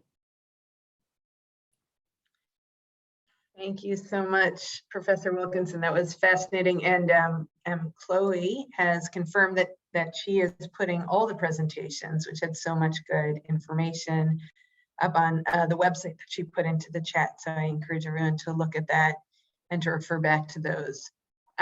We are definitely going up against the edge of our time. So I think we'll try to wrap this up a few minutes late, maybe 5 minutes later than planned, at 2:05 Eastern Standard Time, and just do the 2 questions that are in the chat real quickly, and maybe ask each panelist to show their faces if we can, and to share sort of a last word. So the 2 questions in the chat: name me album asked, and Aziz, this was for you, if you're able to disaggregate your data by the country where the refugees are now. And I want to add on to that, that'd be especially interesting to see if you have some strong findings from Afghans who came to either the United States or Canada, given this group. And perhaps the summaries that you shared at the end are very relevant for those groups. But if there's like anything that really sticks out for that Canada-US group, I think it would be interesting. And Amy van Bergen, speaking to Farboth, asked whether she had heard you correctly, that you'd rather see some refugees settling in rural communities and not staying in urban centers, which have high concentrations of other refugees. And Lori, that goes a little bit to what you were saying. She wanted to check if that was indeed what you meant, and if so, why. We really only have like a minute for each person. So maybe in addition to addressing those questions, I could just ask each of you to share one thing that you think is the most critical for us to put our minds together in order to solve. And I will ask you my question on chat separately and look forward to continuing this conversation. Fairboards, shall we start with you? Sure, thank you. I think it's a great question. I think, again, Lori mentioned that the reason people go to big cities is because they know that city. But when you look at what can they do, how can they settle in smaller communities in Canada, I personally think they would have a much better chance of really doing better in connecting to the community and also the children. I mean, I've been talking to a lot of them at the town hall meeting I have. I always tell them, okay, you're going to go to Toronto or bigger city, and then you're going to have really problem finding a home for a family of 4 or 5 or 6. And once they go to smaller centers, because I do have operation in 10 smaller communities in Southern Alberta, and we know they're fantastic. I mean, they're really good. The community is calm. The kids can go to school. They can really get involved with the broader Canadian community and job availability. There are a lot of job availability out there. And I really very much encourage that. And again, I just was visiting Brooks last week. We are going to send more people to Brooks to Medicine Hat, Lethbridge, and for instance, already in Alberta, they have received quite sizable numbers. No, definitely is much better for them, for the health of the children, for their own health, and also integration. I would definitely suggest smaller communities. Thank you. Great, thank you. Rebecca F. Yes, one of the items that I didn't have enough time to touch upon, but was happy to hear from my others, I would definitely elevate the need for holistic mental health and wellness services for newcomers, for service providers. Lori, thank you for calling that out. I share your concern. And actually for employers as well, I think there's room to educate and work with employers on what they can expect, hiring folks who have been through such significant trauma and how they can be most supportive. Thank you. Elizabeth. So I would echo what others have said, and I think in some ways the situation of the Afghan evacuation, the large number of people that have been evacuated has pushed many within this field and even outside of this field to think a bit differently about things. And I think there's been some exciting things that have come out of that. And so Rebecca, you talked about both of you talked about newcomers that have been able to access higher level employment positions from the start. And so I think that's been a challenge within this field, for years, for decades. And so certainly with the Sponsor Circle program, really embedding community within that process and has pushed that forward. So I think across all the panelists, there are ways that we can learn from this and continue to really push some of those things. Yeah, in a future panel, I hope that we'll get a chance to explore Fairboards. When you spoke, you spoke about the need for the Afghan community to engage with the broader community, and that sponsorship circle feels like just that, but of course, lots of questions that come with it, which is the lack of professionalization then. And I think that that's a really interesting point. And I know at Upwardly Global, some of our exciting moments are, as a matter of fact, our Afghan community is actually getting jobs at more on average than our regular immigrant refugee community, which is already pretty considerable. Our regular average is about 66,000 for starting salary, and our Afghans are coming in at closer to 68 or 70,000, which is really exciting. It's a really good beginning start, and it makes all the difference to have some people who are able to launch at that level. Aziz, please. Well, I think among many good things the colleagues mentioned, I think one of the important issues so far for us, and particularly in Canada, has been the cultural shock and also the mental health issue. I think that's very important. The second issue, which is very important, is the integration process for them, because the Afghan communities are more conservative. As Lori very rightly mentioned, we are actually picking Toronto and Calgary because we are very conservative. We try to be with our own communities and not actually get into integration with the larger communities and other society. So that's why we are actually a bit in terms of integration, we have a problem. And then the job and employment as well as an issue that we need to focus on for Afghans in particular, and housing is the other issue. Thank you.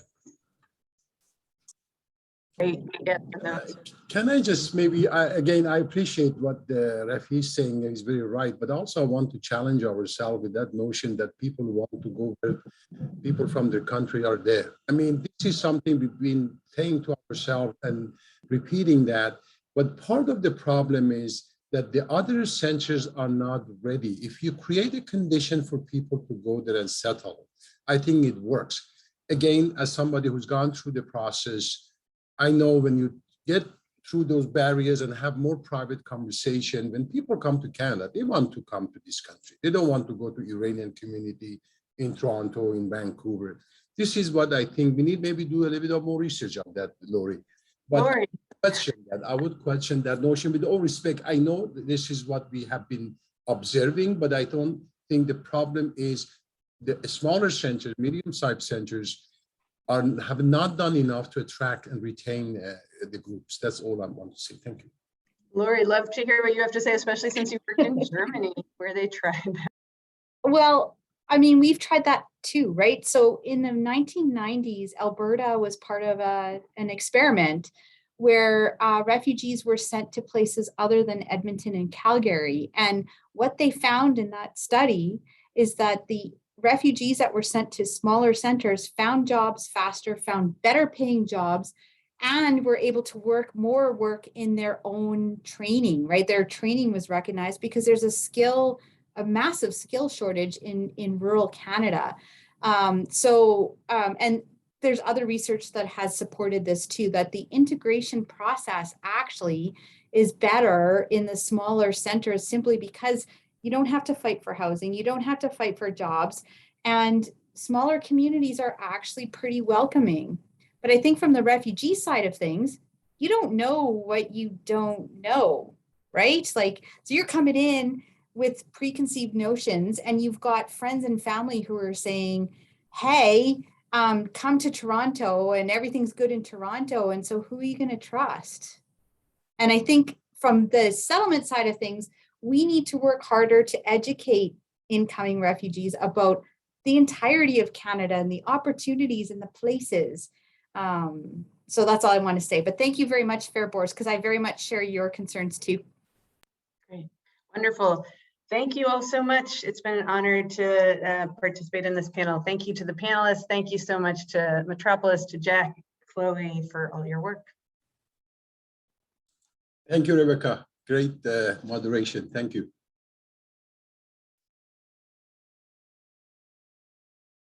I can't. Okay. Sorry, I'm trying to get my video on here. Well, no video, I suppose. Chloe? Got it. No? Yes, I do. Good. All right. So thank you, everybody. Thank you, Rebecca Neuwirth and Rebecca Fishman and all the other panelists for participating in that session. And I think there was really a lot of food for thought today, from the first session, the opening speakers, to the through the first and second sessions. And we're very fortunate because we've got an excellent closing speaker, help us put some of this in perspective and add some of her own insights, who has a wealth of experience in the area of refugee protection, amongst other issues. And that's Anne Richard. Anne is a distinguished fellow and Afghanistan coordination lead at Freedom House in Washington, D.C. From 2012 to 2017, Anne served as Assistant Secretary of State for Population, Refugees, and Migration, making her the administration's top diplomat on refugee issues, as well as a leader on humanitarian and migration policies for the U.S. government. Since leaving the federal government, she has taught and lectured at a number of universities, including University of Virginia, Georgetown, Hamilton College, and the University of Pennsylvania. Prior to joining the Obama administration, she held multiple senior positions at the International Rescue Committee, State Department, Peace Corps headquarters, and the White House Office of Management and Budget. Anne has a BS in Foreign Service from Georgetown University and a Master's in Public Policy Studies from the University of Chicago. So thank you very much. And Anne is, I want to describe Anne as an honorary Canadian, or an honorary metropolite, since she's been very gracious in participating in a number of our conferences. And so thank you, Anne. And I should also mention that Lloyd Axworthy is unable to be with us today, regrettably. He does send his best wishes for the success of our event today. Anne, the floor is yours. Thank you very much, Jack. And I just want to congratulate you and colleagues for a stupendous set of panels and speakers. It's fantastic. I'm going to make 10 points. Just take a moment before making 10 points to tell you what I'm doing these days. I'm working at Freedom House on an Afghanistan human rights coordination mechanism. And I'm joined in this enterprise by a number of people, including Aziz Rafi, who is a speaker today. And what we are trying to do is to get more information and support and do advocacy on behalf of Afghan human rights defenders who are either inside Afghanistan and feeling very concerned about their safety and their futures, or they are in exile and need help. And one of the things you might not have guessed is that Aziz himself is a recent arrival in Canada and came last fall as part of Canada taking in so many human rights leaders. And Aziz was a very well-established, well-respected leader of civil society inside Canada, and still is has half of his brain inside Afghanistan and half has now entered into Canada. So he also has, you know, when we were talking about some of these issues, he has a large family. They had to find housing. He's had to figure out the family income. So all of these issues are very real to him. So I realize he appeared as an expert today. He is an expert, but he also is himself one of the Afghans recently invited to Canada. So my 10 points. Number one, everyone involved in the evacuations in August 2021 are very proud and deserve our thanks. And you could hear that, I think, from both of the government speakers at the top of this event. And a lot of the people working on the rescue missions, civil servants, military veterans, really represent the best of us in terms of taking risks for people they had worked very closely with. However, my point number two is this was an incredibly chaotic evacuation and is an example of not the best way to do things. Now, how could it have been done better? Well, for a start, during the Trump administration, we practically stopped processing special immigrant visas for Afghans who'd worked alongside the US and were seeking a way out, feeling that they were in danger because they were so closely affiliated with US bureaucrats and military. So we should have been processing those special immigrant visas or SIVs during the Trump administration, but of course the administration did not want to do that. You can go to the experts and talk about peace negotiations and how they were held and how they were handled. I'm not the expert on that, but I do think even if everything in the diplomatic channels had stayed the same as the way history unfolded, we could have started earlier on the evacuation to help more Afghans. And one question that we should be asking, it's not how many did we bring, but how many needed to be relocated and didn't get the help they need and still are hoping for some kind of relocation or help to get to safety. So I would summarize this point by saying evacuation that took place was better than not trying. And I do applaud the people who work so hard to make it happen. But it's certainly, I think there's a lot of lessons to be learned from it. In terms of those who were left behind or not invited to leave, can they get out on their own? And are looking into this suggests that it's very, very hard to get out of Afghanistan safely now. One must sneak away from home in a vehicle that won't draw attention, or board a plane at the airport or a bus headed to the border with Pakistan without being pulled out of line by the Taliban. Visas to enter and stay in another country or travel onward to a welcoming destination are challenging to come by. Afghans who have made it to neighboring countries soon discover that they can run through their savings very quickly.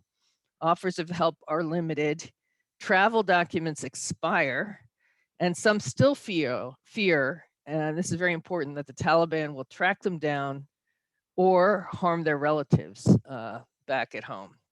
So they have real legitimate fears for their safety and survival. And so it's a very difficult limbo to live in, one where you've sought safety, but you really aren't sure you've gotten there.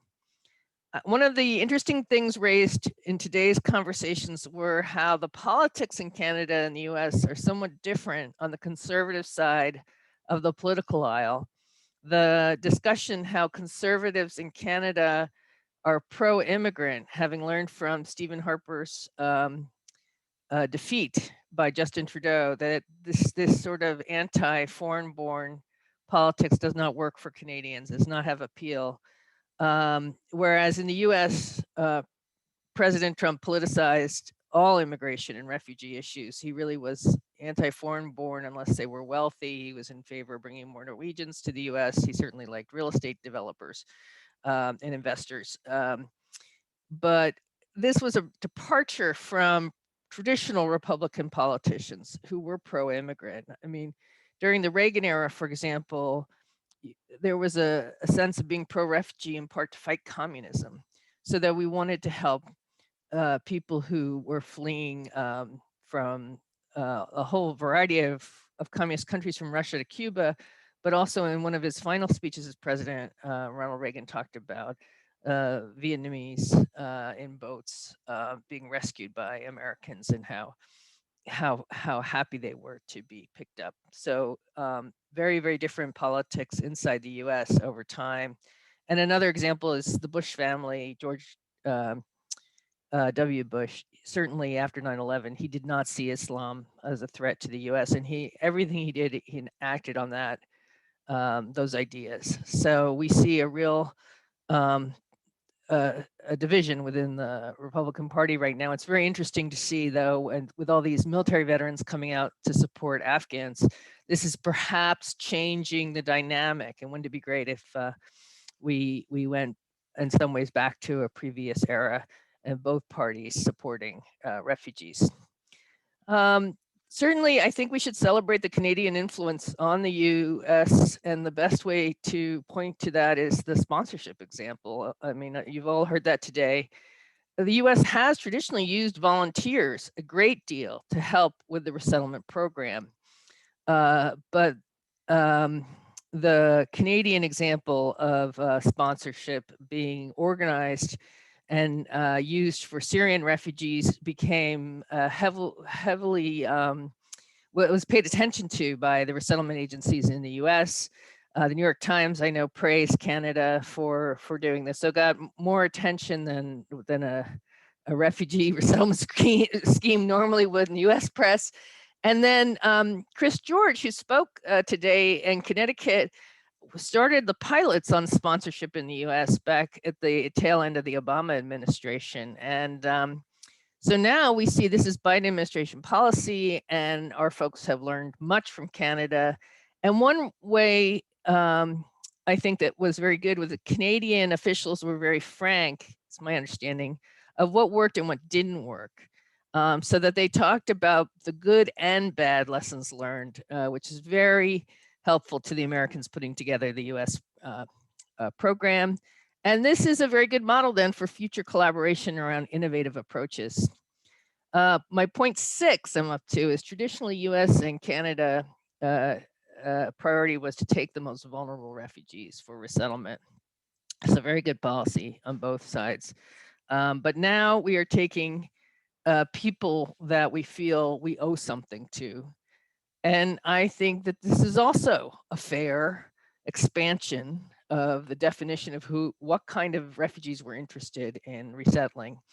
But we in Freedom House think we need to expand the definition of who we owe resettlement to. And as you probably could tell from the project I described earlier, Freedom House wants to help human rights defenders to who we feel were partners in this 20-year-long effort to build a democracy inside Afghanistan. And an excellent, I think, example of this are women activists. Women activists were encouraged for 20 years by American officials to speak out and take on leadership roles, but do not now qualify for the special immigrant visa program. More than 90% of those visas are issued to Afghan men who worked for the US military or embassy and their immediate families. So if it's a female-headed household or a woman took on a lot of risks and has a large family, she's not as likely to end up with a special immigrant visa. This data comes from Mina's List, a very good NGO that's been involved in everything since last year and before. So women have to apply for regular resettlement, and the government's advice to endangered women is to apply for the regular resettlement program, and that, of course, program is running at a snail's pace given it's not close to achieving the 125,000 refugee goal set by President Bush, and of course now there's the program for Ukrainians as well. Point 7 then therefore was, did I make, my point 7 was we need to expand the definition of who we owe. Point 8, we also need to not forget the Afghans now, as everyone is focused on what's happening in Ukraine. And, you know, I don't know about you Canadians, but Americans south of the border here, we are very, we have short attention spans, and we tend to move on to the next crisis and move on to the next population that needs help. Point 9, what is the right number of refugees to bring to our countries? The answer is 0. Why would 0 be the right number? Because we wouldn't need to bring refugees to our countries. Peace would break out all over the world. Diplomats would succeed, and we would find solutions to a lot of the crises around the world. But unfortunately, that hasn't happened. But we have to understand that refugees are resettled when a lot of things have gone wrong, and there is no other solution than bringing people to our countries to be rescued. And we benefit from this infusion of vitality and culture and smarts and languages into our countries. People who show up are survivors and are very energetic, but really we should be also trying as hard as possible when we see these latest World Refugee Day numbers and estimates of who's displaced, who's forcibly displaced, over 100 million people. We should be trying as hard as possible to bring those numbers down. Point 10 is I'm grateful for this program today and appreciate everyone's time. Thank you very, very much.